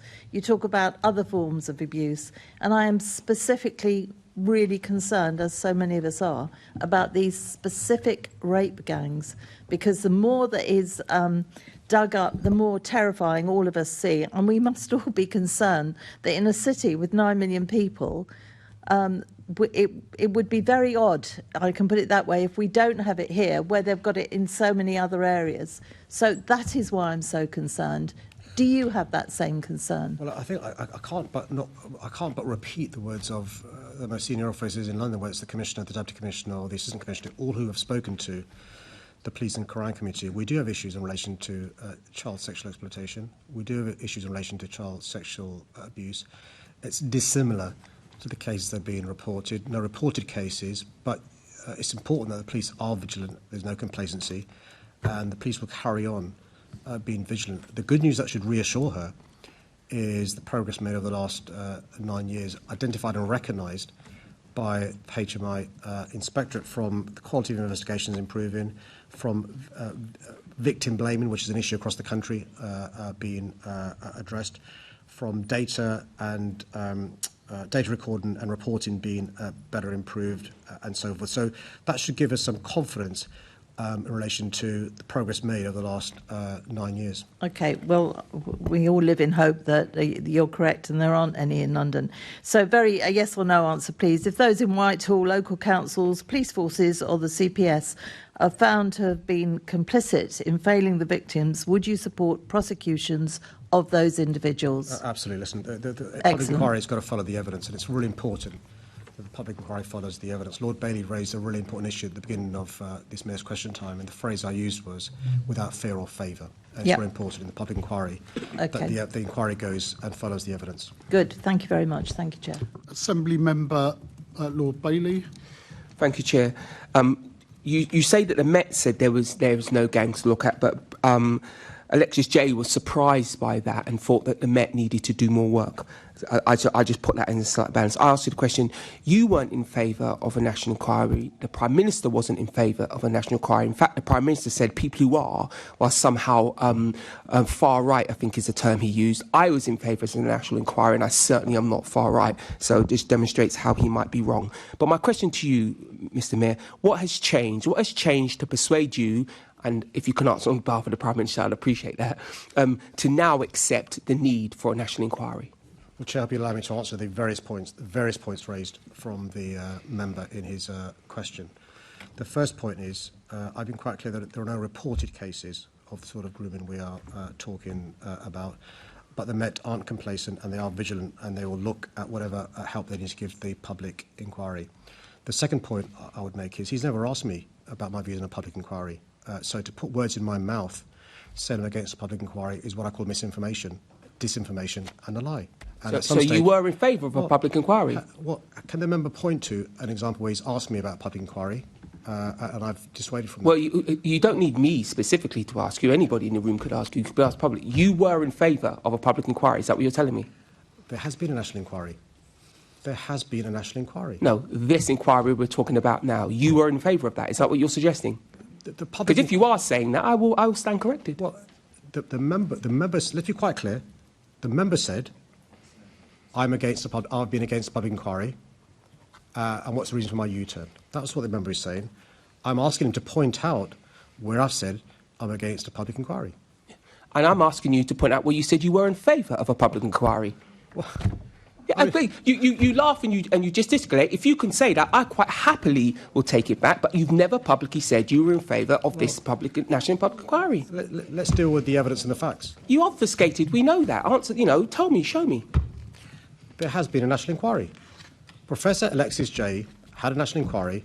She made recommendations which the Conservative government ignored.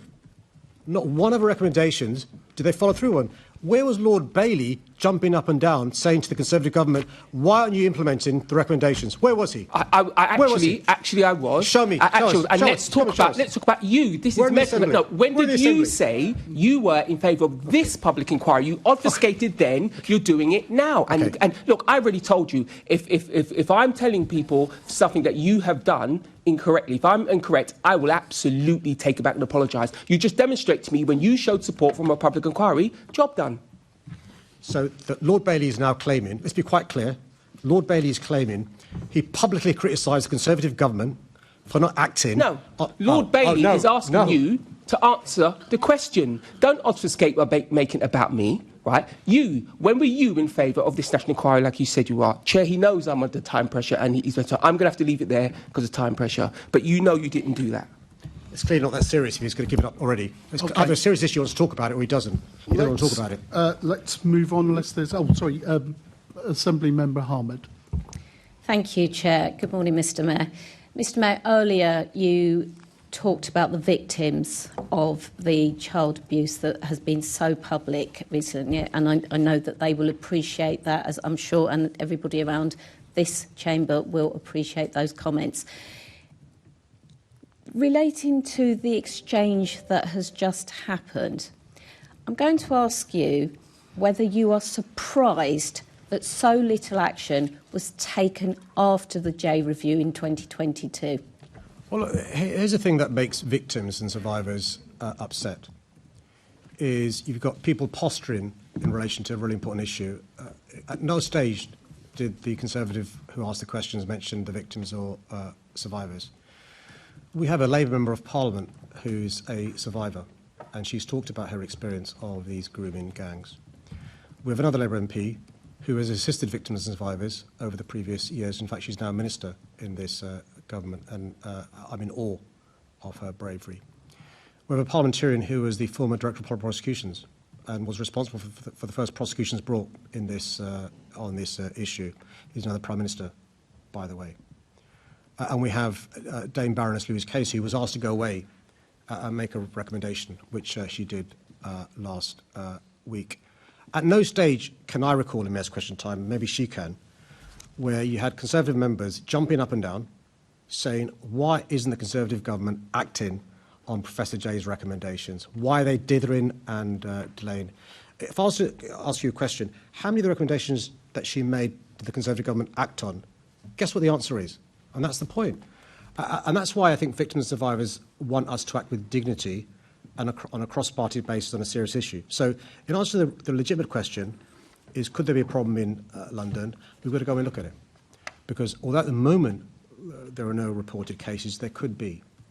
And that's why I welcome the police, of course MOPAC, and I would ask all local authorities and others to make sure they look backwards and see whether something could have been missed. We know from Dame Louise Casey's report, some people were NFA'd, no further action, and they should be looked at.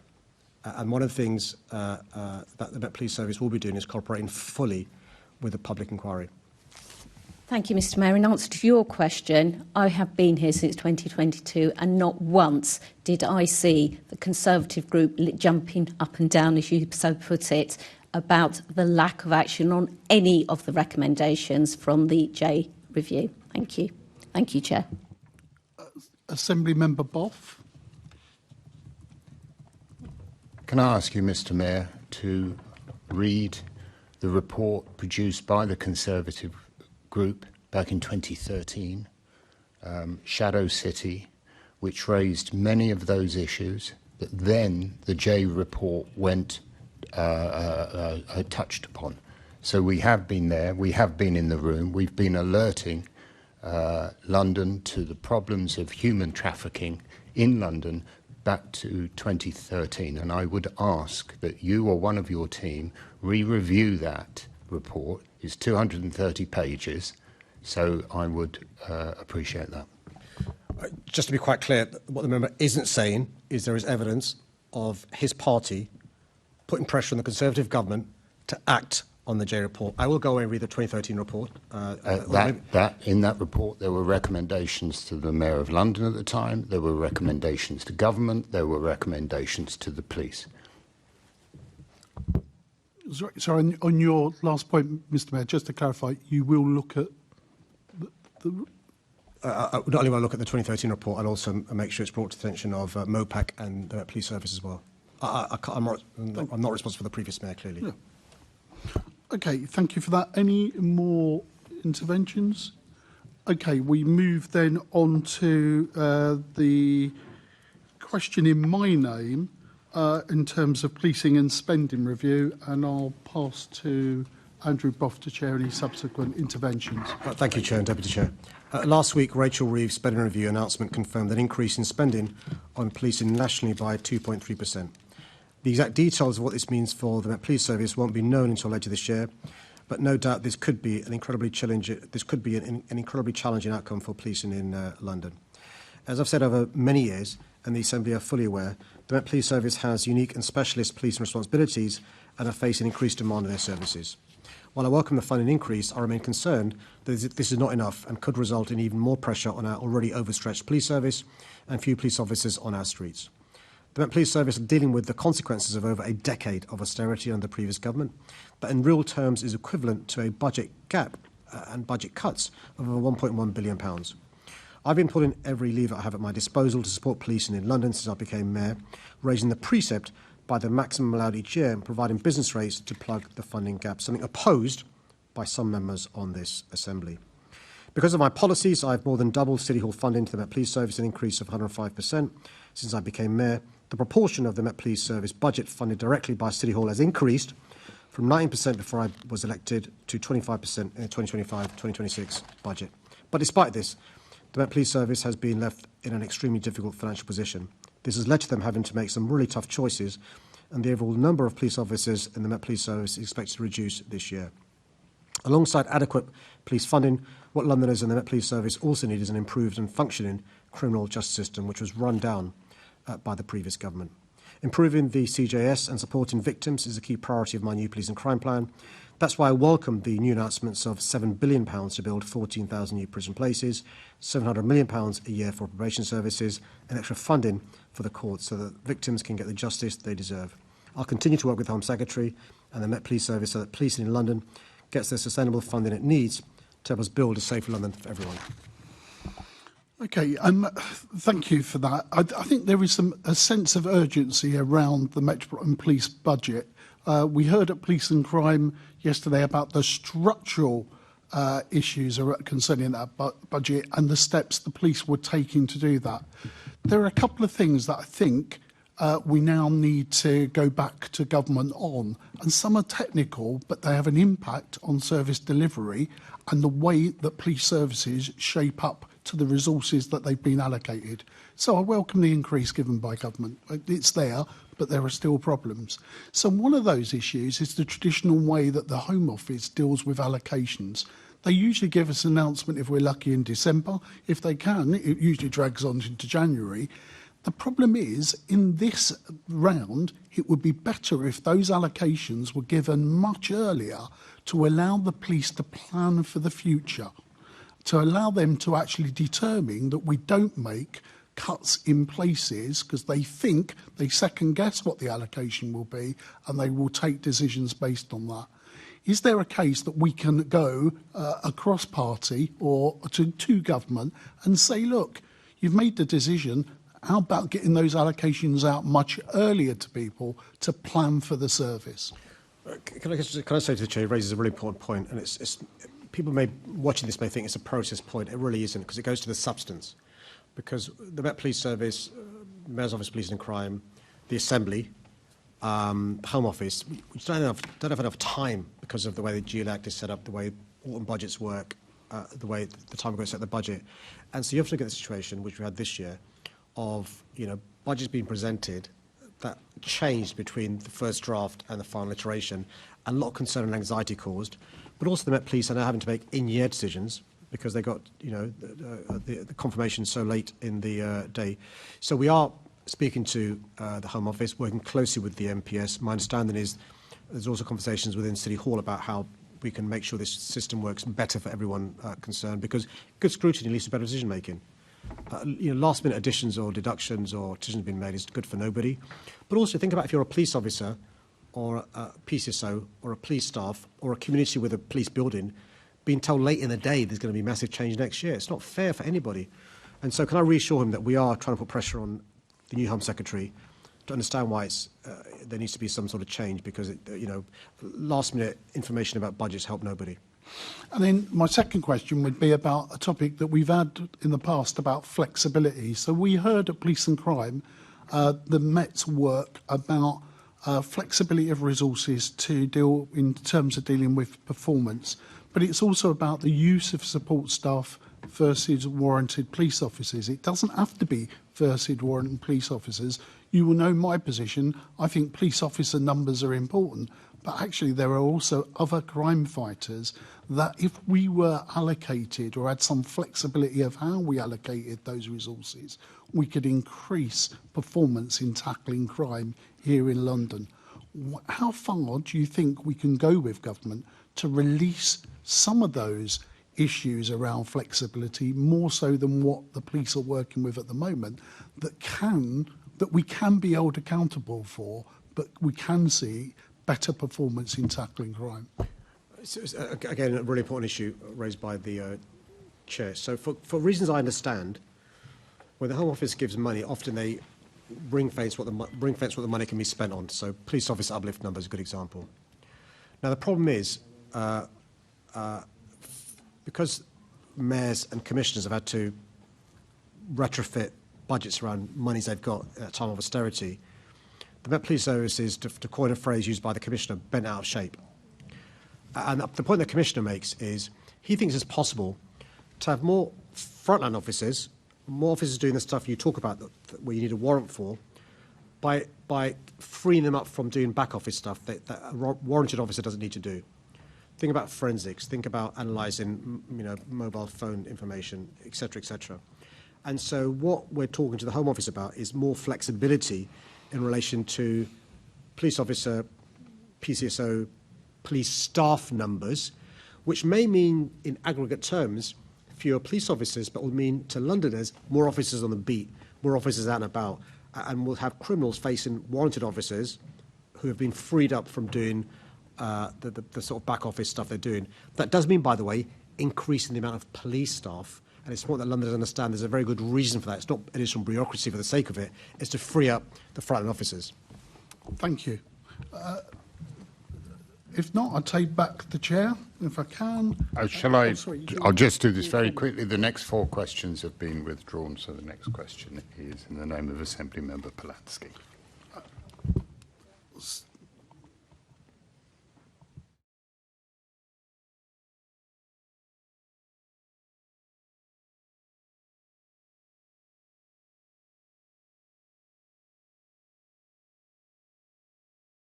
A quick announcement. We've just been joined by Churchfield Junior School in Redbridge.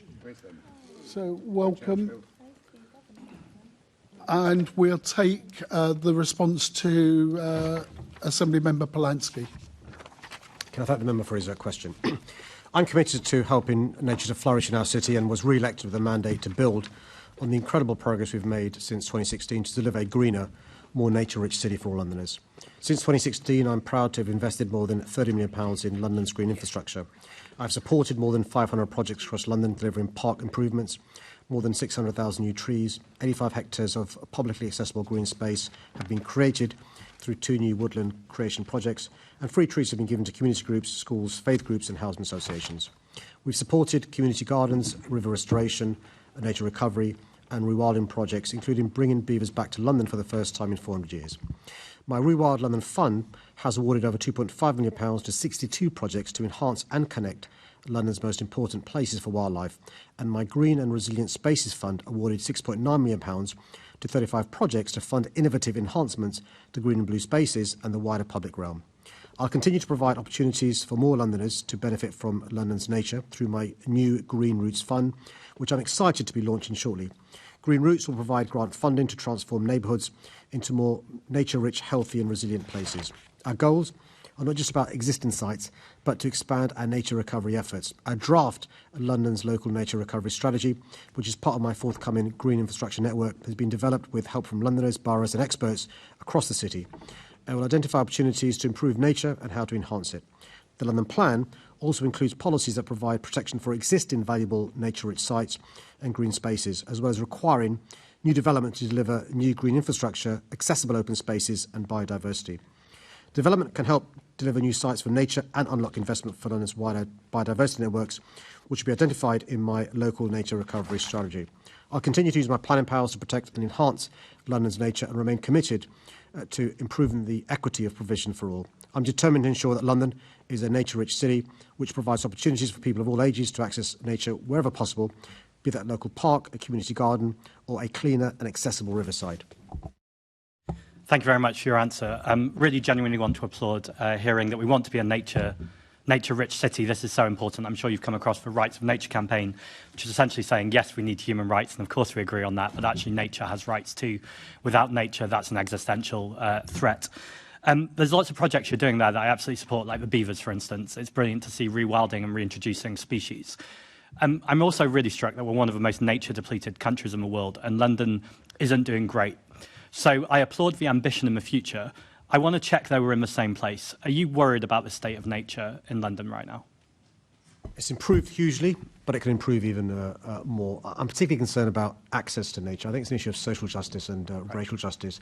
And again, hand on heart, I became fully cognizant during the pandemic of how it affects us. And so I think you're right to amplify the importance of nature. It actually benefits us human beings. So it's not us versus nature, which has been the sort of view of many of us city dwellers for too long. I agree with this point that it's not us versus nature, particularly around building and development. So bats and newts often get used as an example, but the Wildlife Trust did a report that shows only in 3% of applications are bats and newts anything to do with it. And also the suggestion is that still doesn't block development. But when I make this argument and when the Wildlife Trust makes this argument, or Alice Roberts from CPRE, people shout NIMBY at us. What would you say to the government when they do that? Okay, so I've been the person in charge of planning for big developments over the last 9 years. I can't remember one development where recommendations have been to refuse because of bats or newts. I can't speak for other parts of the country.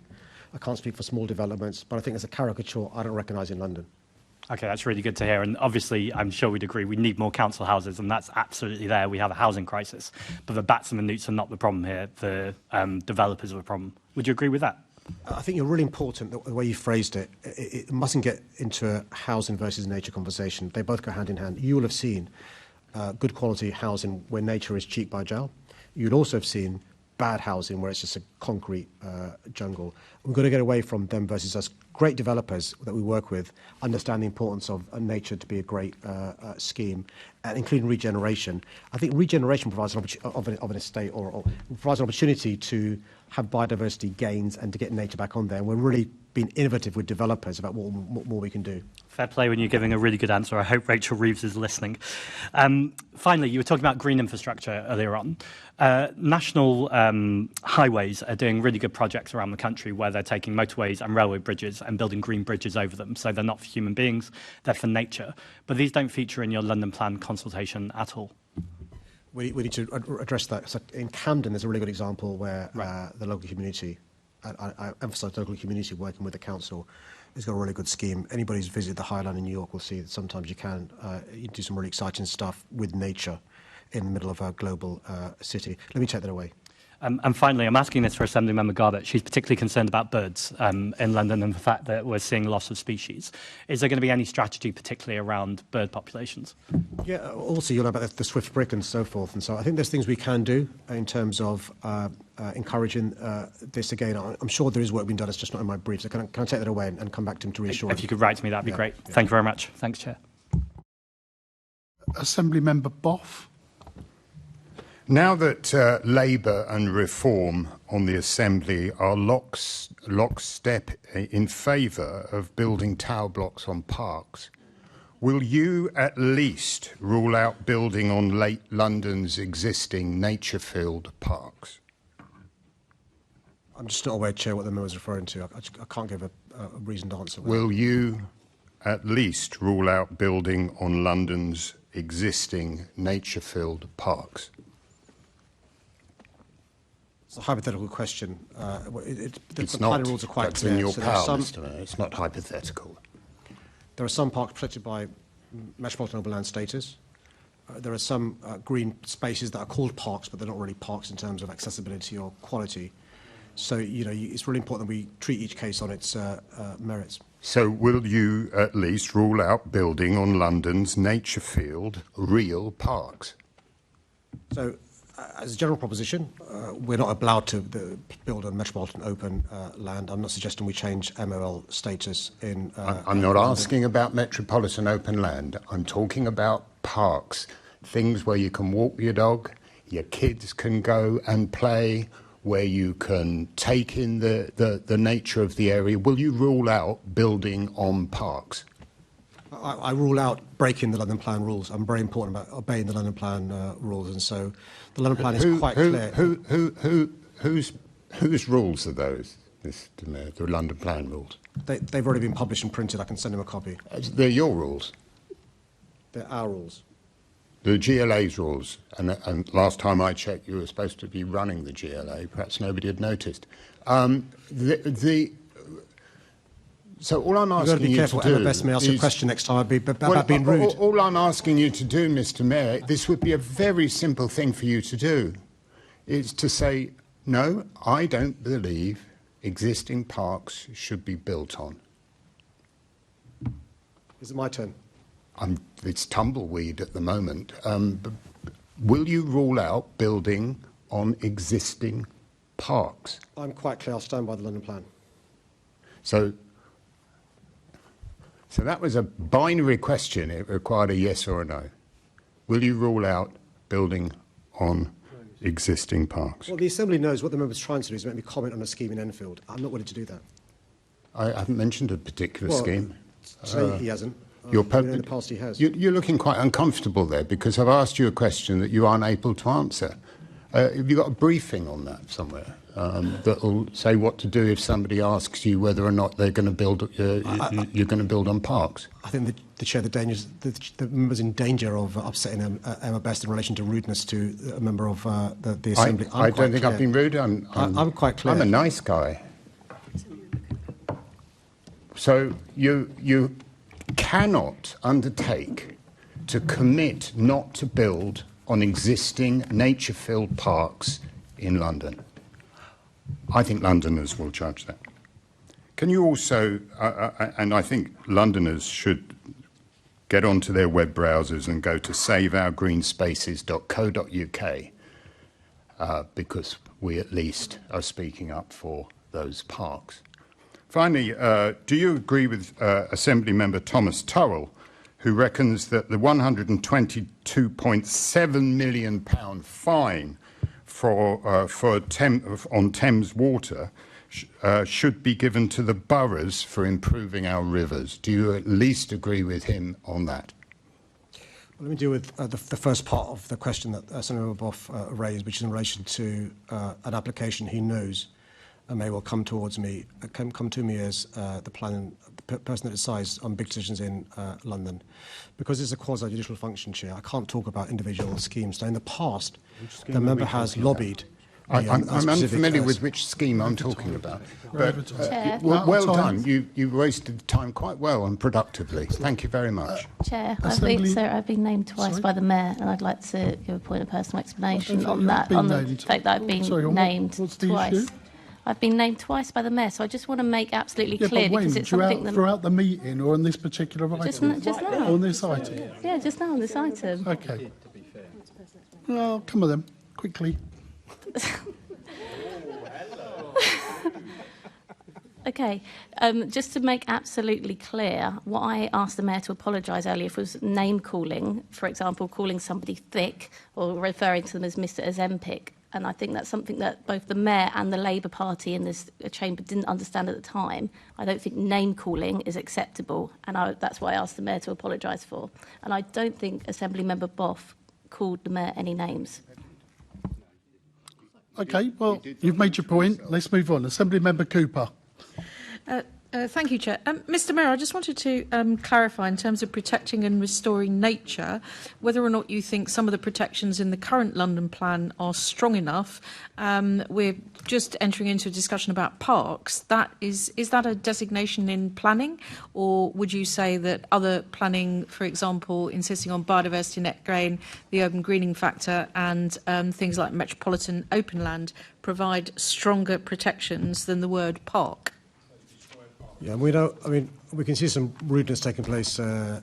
They're a bit thin-skinned, aren't they? This lot. They are. What's interesting is how the deputy chair is trying to, because in the past he's been ruled out of order in terms of raising particular planning matters, trying to use a backdoor way to raise a planning matter, and you can understand why he's seeking to do so. I can't talk about individual cases. Even no, in let's be very general. Terms. But I'm quite clear in relation to the definition in the London Plan. They're the best in the country. And I talked about, for example, just one example of protection of green spaces to do with metropolitan urban land. There's other protections set out in the London Plan as well. I would hope that the responses to our draft plan, we're currently consulting towards a new green plan, will lead to an appetite from Londoners to do even more to protect our green spaces. But, and it's really important I say this, this impression that all land in and around London is green and pleasant is just not the case. A lot of it is poor quality, some of it is badly maintained, a lot of it is inaccessible. And it's really important that we understand and distinguish those pieces of land which may be green from the stuff in the London Plan. But just in terms of protecting green and open space and also improving green and open space, which I think you're just alluding to, biodiversity net gain was something that was in the draft London Plan at the end of 2019. And mysteriously, that draft got lost on, Robert Jenrick's desk for a whole year. And we had to call it the London Plan Intend to Publish for the whole of 2020. It's now called the London Plan 2021. Would you agree with me, however, that having introduced biodiversity net gain in London, that it was a great pleasure to see the rest of the country following where London had led when it was introduced this time last year, several years after London? Yeah, I've got to be careful what I say about Robert Jenrick, because there's Team Jenrick on the Assembly, and Team Kemi aren't going to be happy in relation to that situation. But it's a fact. It was on his desk for a year because of his animus towards the mayor and the city. The great news is, once again, this is an example where we've led the way in terms of the rest of the country following. You'll be aware, for example, our London Plan has led to developments in London having 55% less emissions than plans in other parts of the country. The number of new schemes which have a heat pump, 84%. Because of policies in the London Plan. And that's an example of how we can lead the way, not just in terms of a global city, but the rest of the country as well.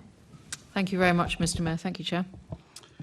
Will the Assembly agree to suspend Standing Orders 2.9b in order to allow the remaining business on the agenda to be completed? Agreed. Thank you. Let's then move on to Assembly Member Garbett, London Drugs Commission reports actions. Thank you, Chair. First, I'd like to thank Lord Faulkner, Janet Hills, MBE, Professor Virginia Berridge and their external reference group for this leading international study, which has looked at all the latest evidence from around the world. I'm clear that we need fresh thinking on how to reduce the substantial harms associated with drug-related crime in our communities. The independent London Drugs Commission report makes a compelling evidence-based case for the decriminalisation of possession of small quantities of natural cannabis, and says that the current sentencing for those caught in possession cannot be justified given its relative harm and people's experience of the justice system. Synthetic cannabis, which the report does not propose making any legislative changes to, uses chemical psychoactive compounds to replicate the effects of natural cannabis, but induces more severe and unpredictable adverse health effects.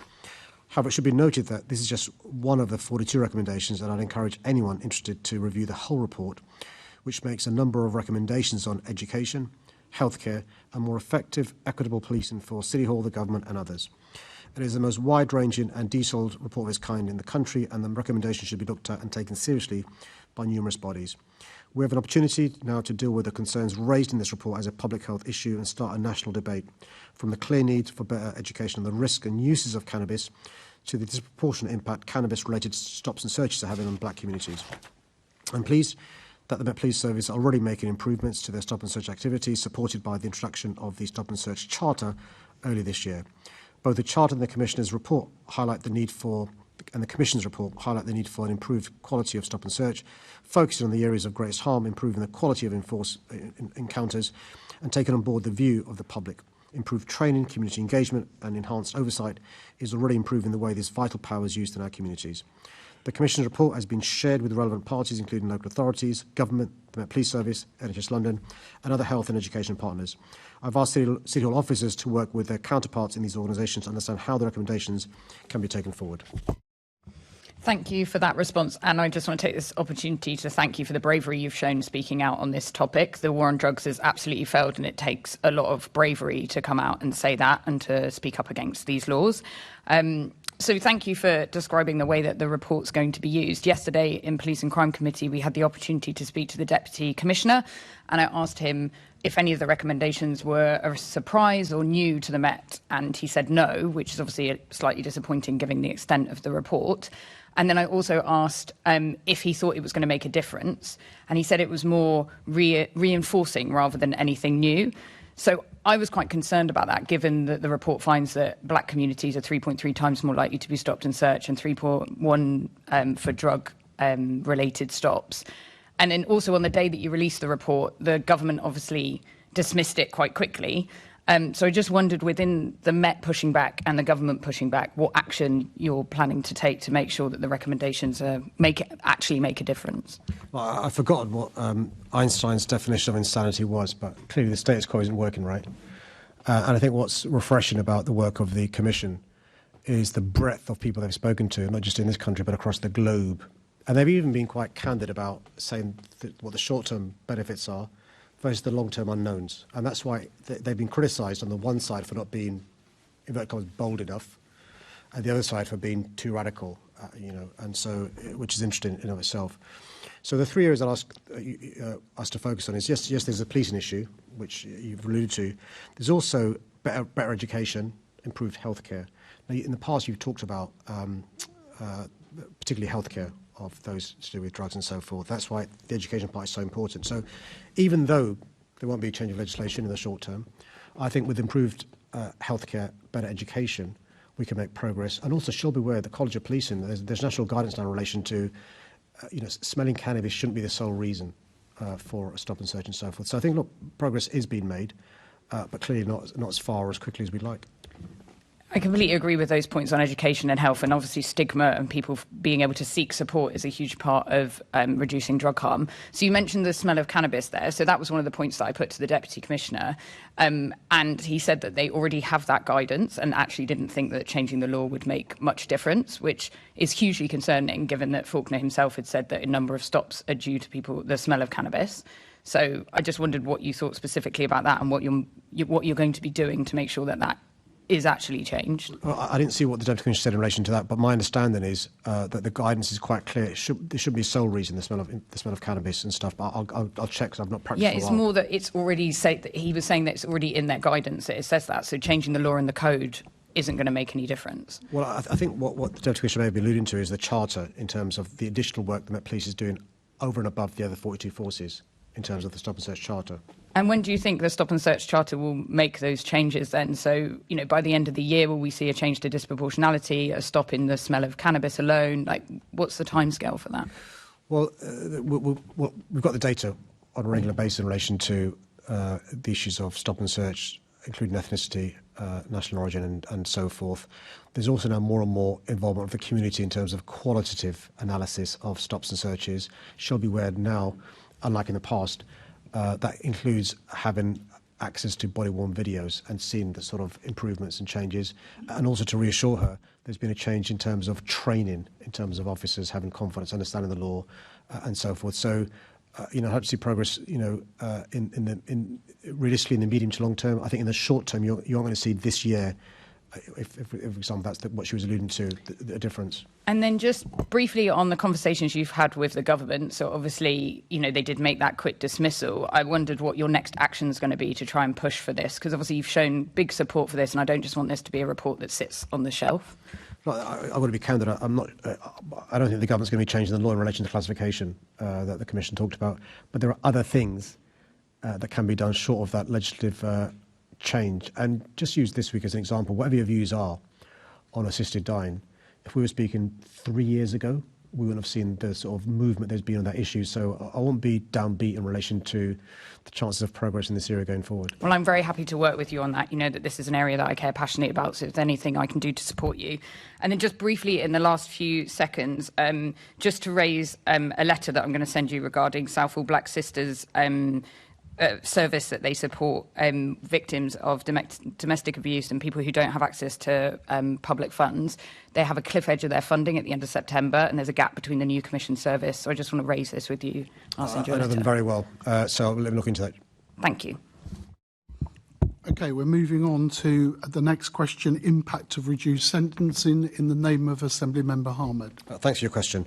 I understand the Commissioner's concerns. Londoners deserve a high-functioning and properly funded criminal justice system after it was run into the ground by the previous government.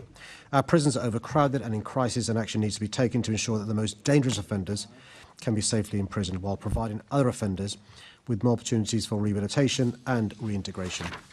I therefore welcome the government investing £7 billion to build 14,000 new prison places, £700 million extra per year for the probation service, and £450 million per year for the courts, so that victims can get the justice they deserve. Working closely with London's Victims Commissioner Claire Waxman, I'll continue to build on the work we've done to reduce reoffending and support victims in London. For example, we're continuing to invest in programmes to reduce the reoffending of prolific perpetrators of domestic abuse and protect their victims. The DRIVE programme, which has now been expanded across London with increased funding for this year, was highlighted in the sentencing review as best practice. In London, we've also been an early and innovative user of electronic monitoring, including GPS tagging for knife crime, domestic abuse and stalking, with over 2,700 prison leavers tagged to date. The cross-partnership integrated offender management service, which MOPAC has developed, includes specialist services to address the root causes of persistent offending, and London has long been championing women's centres and gender-specific diversion pathways. I'll continue to work closely with the government to ensure the best deal for Londoners during the implementation of the spending review recommendations. Thank you, Mr Mayor. Mr Mayor, what more do you think needs to be done to bring down the recidivism, sorry, I'm not doing my words very well today, recidivism rate in London? So I think for a long time we've had a big problem in relation to reoffending rates in London. It's like a revolving door when you speak to those who work in prisons and YOIs. And so, I studied the David Cork review, And some would say a lot of what he said is to do with save resources. I think a lot of what he said is to do with the current system being ineffective in terms of, does short-term prison really lead to deterrence, lead to rehabilitation, and so forth. And so, as I said in answer to the previous question, doing the same thing again and again and again is Einstein's definition of insanity, and so that's why I welcome trying a fresh look. But that must be an intensive engagement with somebody who's found guilty. That's why the investment in probation is so important. If somebody's locked up for 23 hours a day in a prison cell, they're not being rehabilitated. They're not learning a new skill.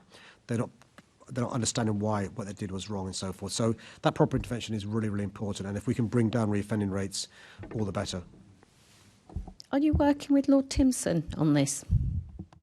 So the team is working with the work that Lord Timpson is doing. I'm a big fan of the work his family have done over many years in terms of not just employing people with a previous conviction, but actually his views in relation to prison and whether it works or doesn't work. I think prison is really important, particularly for people convicted of a very serious and violent criminal offence. We can think of the offences where the only proper sentence is a prison sentence. But it's also important to realise when you're in prison, unless you're one of those small minority who will stay in prison for your life, at some stage you're coming out. And if you're coming out, what's been done to rehabilitate you and change your offending behaviour and so forth? There's a separate category of people who shouldn't be in prison. A lot of women convicted of offences, I think, can be dealt with differently, and the work of the Women's Justice Board is really important that Lord Timpson leads on. And similarly, there are those offences that aren't violent that could maybe be dealt with better with the proper levels of supervision outside of prison. Thank you, Mr. Mayor. Thank you, Chair.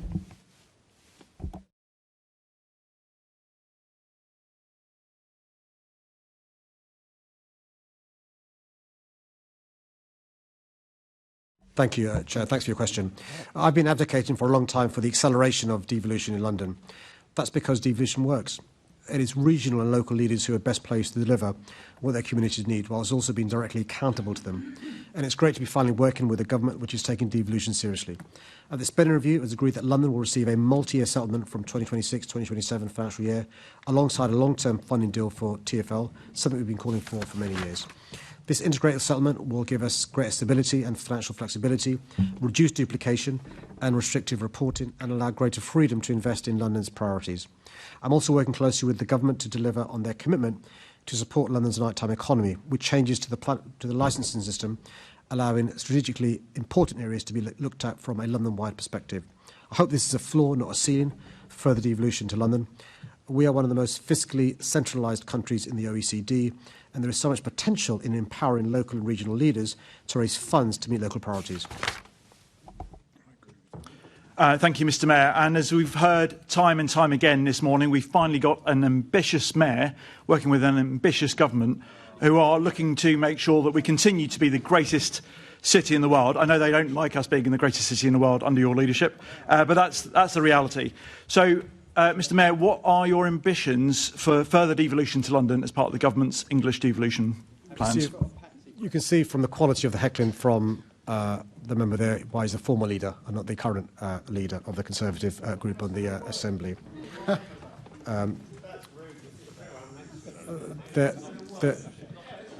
There'll be a question next Yeah, you're AQTs, I'm laughing. sure. It's not funny. The Mayor has just lied about me. Assembly Member Roberts sitting next to me confirms that. Should we continue and you can come in if you want? They're very sensitive, aren't they? They're very sensitive. I think it's really important to understand. Look at the progress made over the last 25 years from the Elizabeth line, from winning the Olympics, from some of the progress made with transport in London to the impact devolution has made. Just think about, I was talking in answer to the previous question about the month of June in terms of businesses in London. And so the pressure we're trying to bring on the government on behalf of all the mayors across the country, whether it's Greater Manchester, Merseyside, West Yorkshire, West of England or London, is for the government to let go more in terms of the powers and resources that we have. You touched on there and obviously talked about quite a bit this morning. You've already secured our first long-term settlement for TfL. You've secured more in 1 year than 14 years for the Met Police. We're now preparing for the upcoming integrated settlements. However, at the last month's Oversight Committee, we did have concerns raised to whether there will be restrictions attached to that. Now, clearly, you talked earlier as part of one of your previous answers that we need to have that space to ensure that we spend the money on London's priorities so that we can drive the change that people have elected you to deliver. It's a conversation we're having with central government, which and by the way, I understand, because I myself, when I allocate money downwards, want to make sure it's spent properly and there's value for money. So I can understand why the government of all colours wants to make sure the money they allocate to regions is spent properly. I get that. There should be checks and balances. At the same time, I think we know London better than, I say in the greatest respect, civil servants in Whitehall or indeed cabinet ministers. And so there's got to be flexibility in relation to us knowing what London needs, us not having a fiscal straitjacket. But don't underestimate the importance of having the certainty of 2 years, 3 years, probably 2 years revenue of us planning properly in relation to our expenditure over the next 2 years. I'll give you one example. You do a lot of work in terms of voluntary community sector. You know the difficulties in relation to a one-year deal in recruitment and retention, and the challenges in terms of one-year allocations. Having certainty over 2-3 years means that we can give people the certainty of knowing there's a pipeline of investment coming through, which helps not just recruitment and retention, but the sort of schemes they plan. It won't be schemes that stop because of a cliff edge, because the money runs out, but it could be a scheme that can endure because it's a good scheme. Absolutely. Mr. Mayor, and clearly, having run a charity, I appreciate actually that in terms of that long-term funding is absolutely critical, and making sure that we're in a position that we can actually provide that long-term funding to other organisations that deliver on our behalf as part of that. You spoke earlier about fiscal devolution, clearly an important part, and actually, as well as asking for further funding, the ability for you to be able to raise more money so that we can drive that more equitable growth across our city. How important is that? And we've talked previously about the tourism levy, but what else would you be looking for? Just think about our track record in terms of the Elizabeth line Crossrail, 2/3 funded by London. 2/3. You wouldn't, believe that when you listen to some members of the government and civil servants talking about the Elizabeth line. The Northern Line extension, paid for basically by future proceeds of growth from homes and businesses started there. And that's one of the reasons why I'm frustrated in relation to a lack of infrastructure investment with the DLR extension.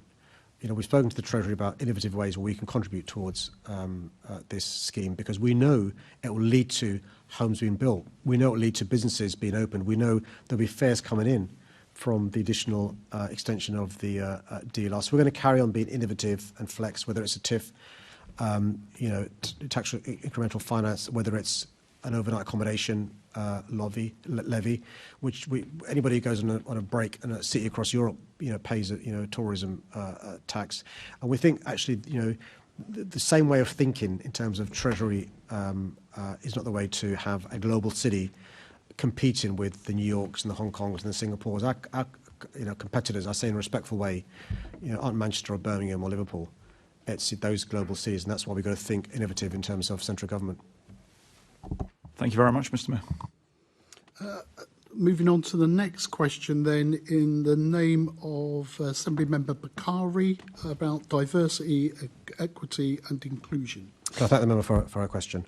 At the GLA, equity, diversity and inclusion, EDI, is more than a stated value. It is central to how we operate, make decisions and serve Londoners.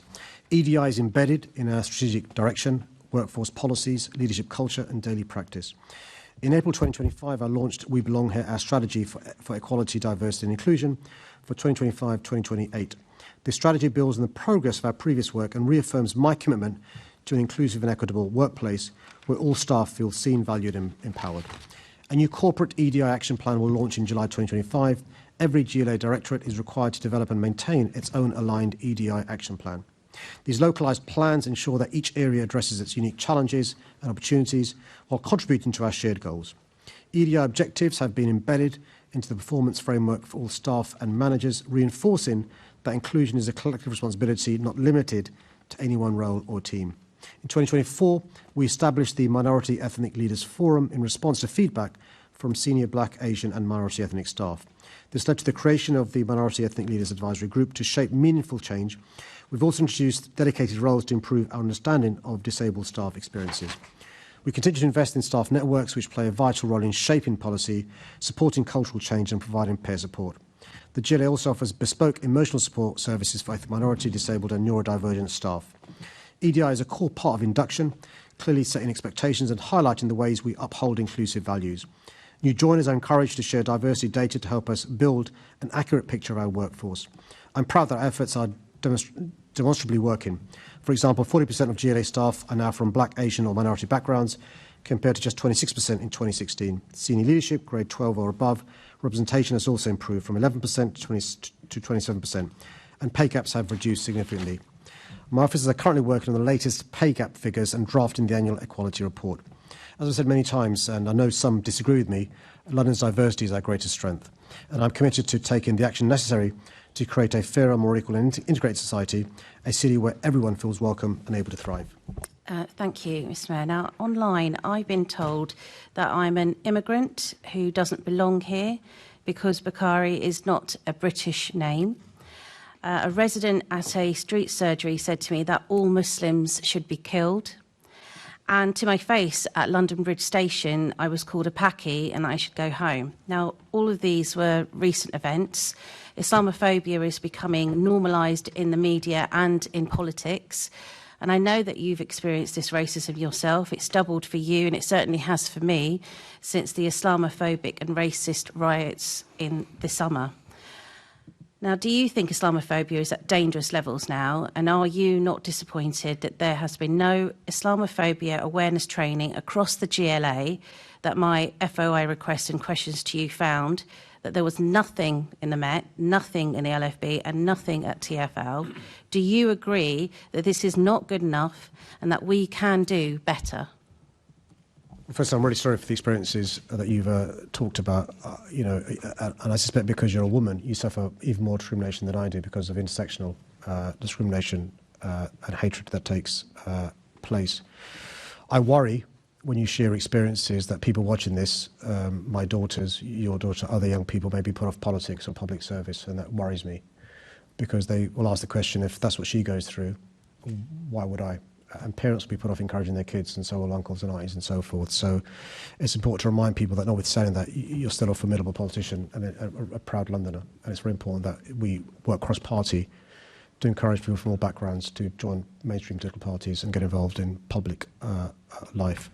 Let me take that away in relation to the issues she's raised. I'm just not aware of the issues she's raised. It is important to understand that hatred against one group is hatred against everyone. What's been great about our city is Jewish Londoners being allies to Muslims and Hindus and Sikhs and so forth and so forth. And so let me take that away.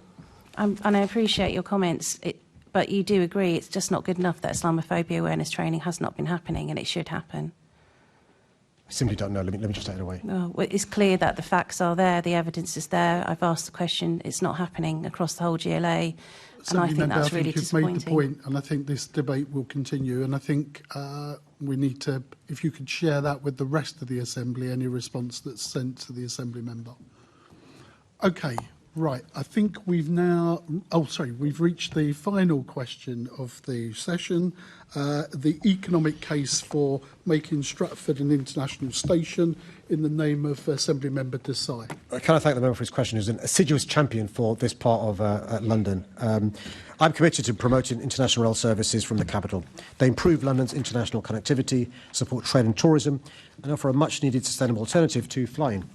It's great to see several rail operators express an interest in launching cross-channel rail services. I'm keen to see the maximising of existing routes as well as new connections. Earlier this month, Eurostar announced plans to launch new services to Germany and Switzerland. As you know, I'm determined to help support growth in East London, and I'm pleased that City Hall is now in East London. It's high time we make more of the opportunities offered by East London and Stratford International in particular. Cross-channel services stopping here would provide a valuable boost to the area and its dynamic local economy and act as a driver for growth and supporting local jobs. While more work would be needed to analyse the full potential benefits, I'm confident that the case will be strong. I recognise that such developments are likely to still be some years away and there will be some challenges to overcome. However, I'm ready to work with the government, regulators, rail industry partners and local stakeholders to help move this forward. Stratford International is an underutilised asset, so it makes sense to make use of the station and boost the area with international services. I hope we can secure this transformation in East London's connectivity and the jobs and growth that would flow from it. Thank you, Mr. Mayor. Thank you for that ringing endorsement of East London as London continues to move east. Mr. Mayor, this is my question. This campaign to make Stratford an international station has been a very long one, with Stephen Timms, Member of Parliament, my MP, first making the call in 1987 when he was chair of Newham Council's planning committee. 38 years on, Uma Kumaran, MP for Stratford and Bow, has joined in support as well as I have. London continues to move east. Stratford's connectivity these days, there are some 7 train tube lines going through Stratford, mean that this project would bring economic benefits to my constituency, but only if there is an international station. From the answer you've just given, I take it that you will be giving all your support to this campaign to make Stratford international. Well, I think what's really important is that... I welcome cross-party support. As you know, I like to work on a cross-party basis as often as possible. We shouldn't wait for Uma to have grey hair like you and Stephen have got before this gets off the ground. But I think there's a snobbery against East London. I've experienced it myself when I chose to save money and move to this City Hall here. But I think of the opportunities that underutilised asset can be to not just that part of London, but the rest of the city as well. There are some obstacles, but I think they're not insurmountable. Depot capacity, making sure we get the right border controls, the right security infrastructure, all that is achievable. And so, I'm keen to work with the member to see how we can move this forward. Okay. Mr. Mayor, is the current infrastructure around Stratford International and Stratford Station, as it stands at present, able to support an increase in passengers using the station? And I should actually acknowledge the role that Caroline Pigeon, when she was an Assembly member, and in fact from the House of Lords, she continues to make the case for government, whether the previous government or the present one, to give up, to consider this project seriously and bring in the much-needed investment to build on the infrastructure we have at present. Yeah, so at the moment, I think Stratford is, to quote a phrase I've used in the past, a victim of his own success. The numbers of people who are now coming to that part of London, and Westfield helps clearly. There's a football team that plays near there as well, I understand. That helps as well.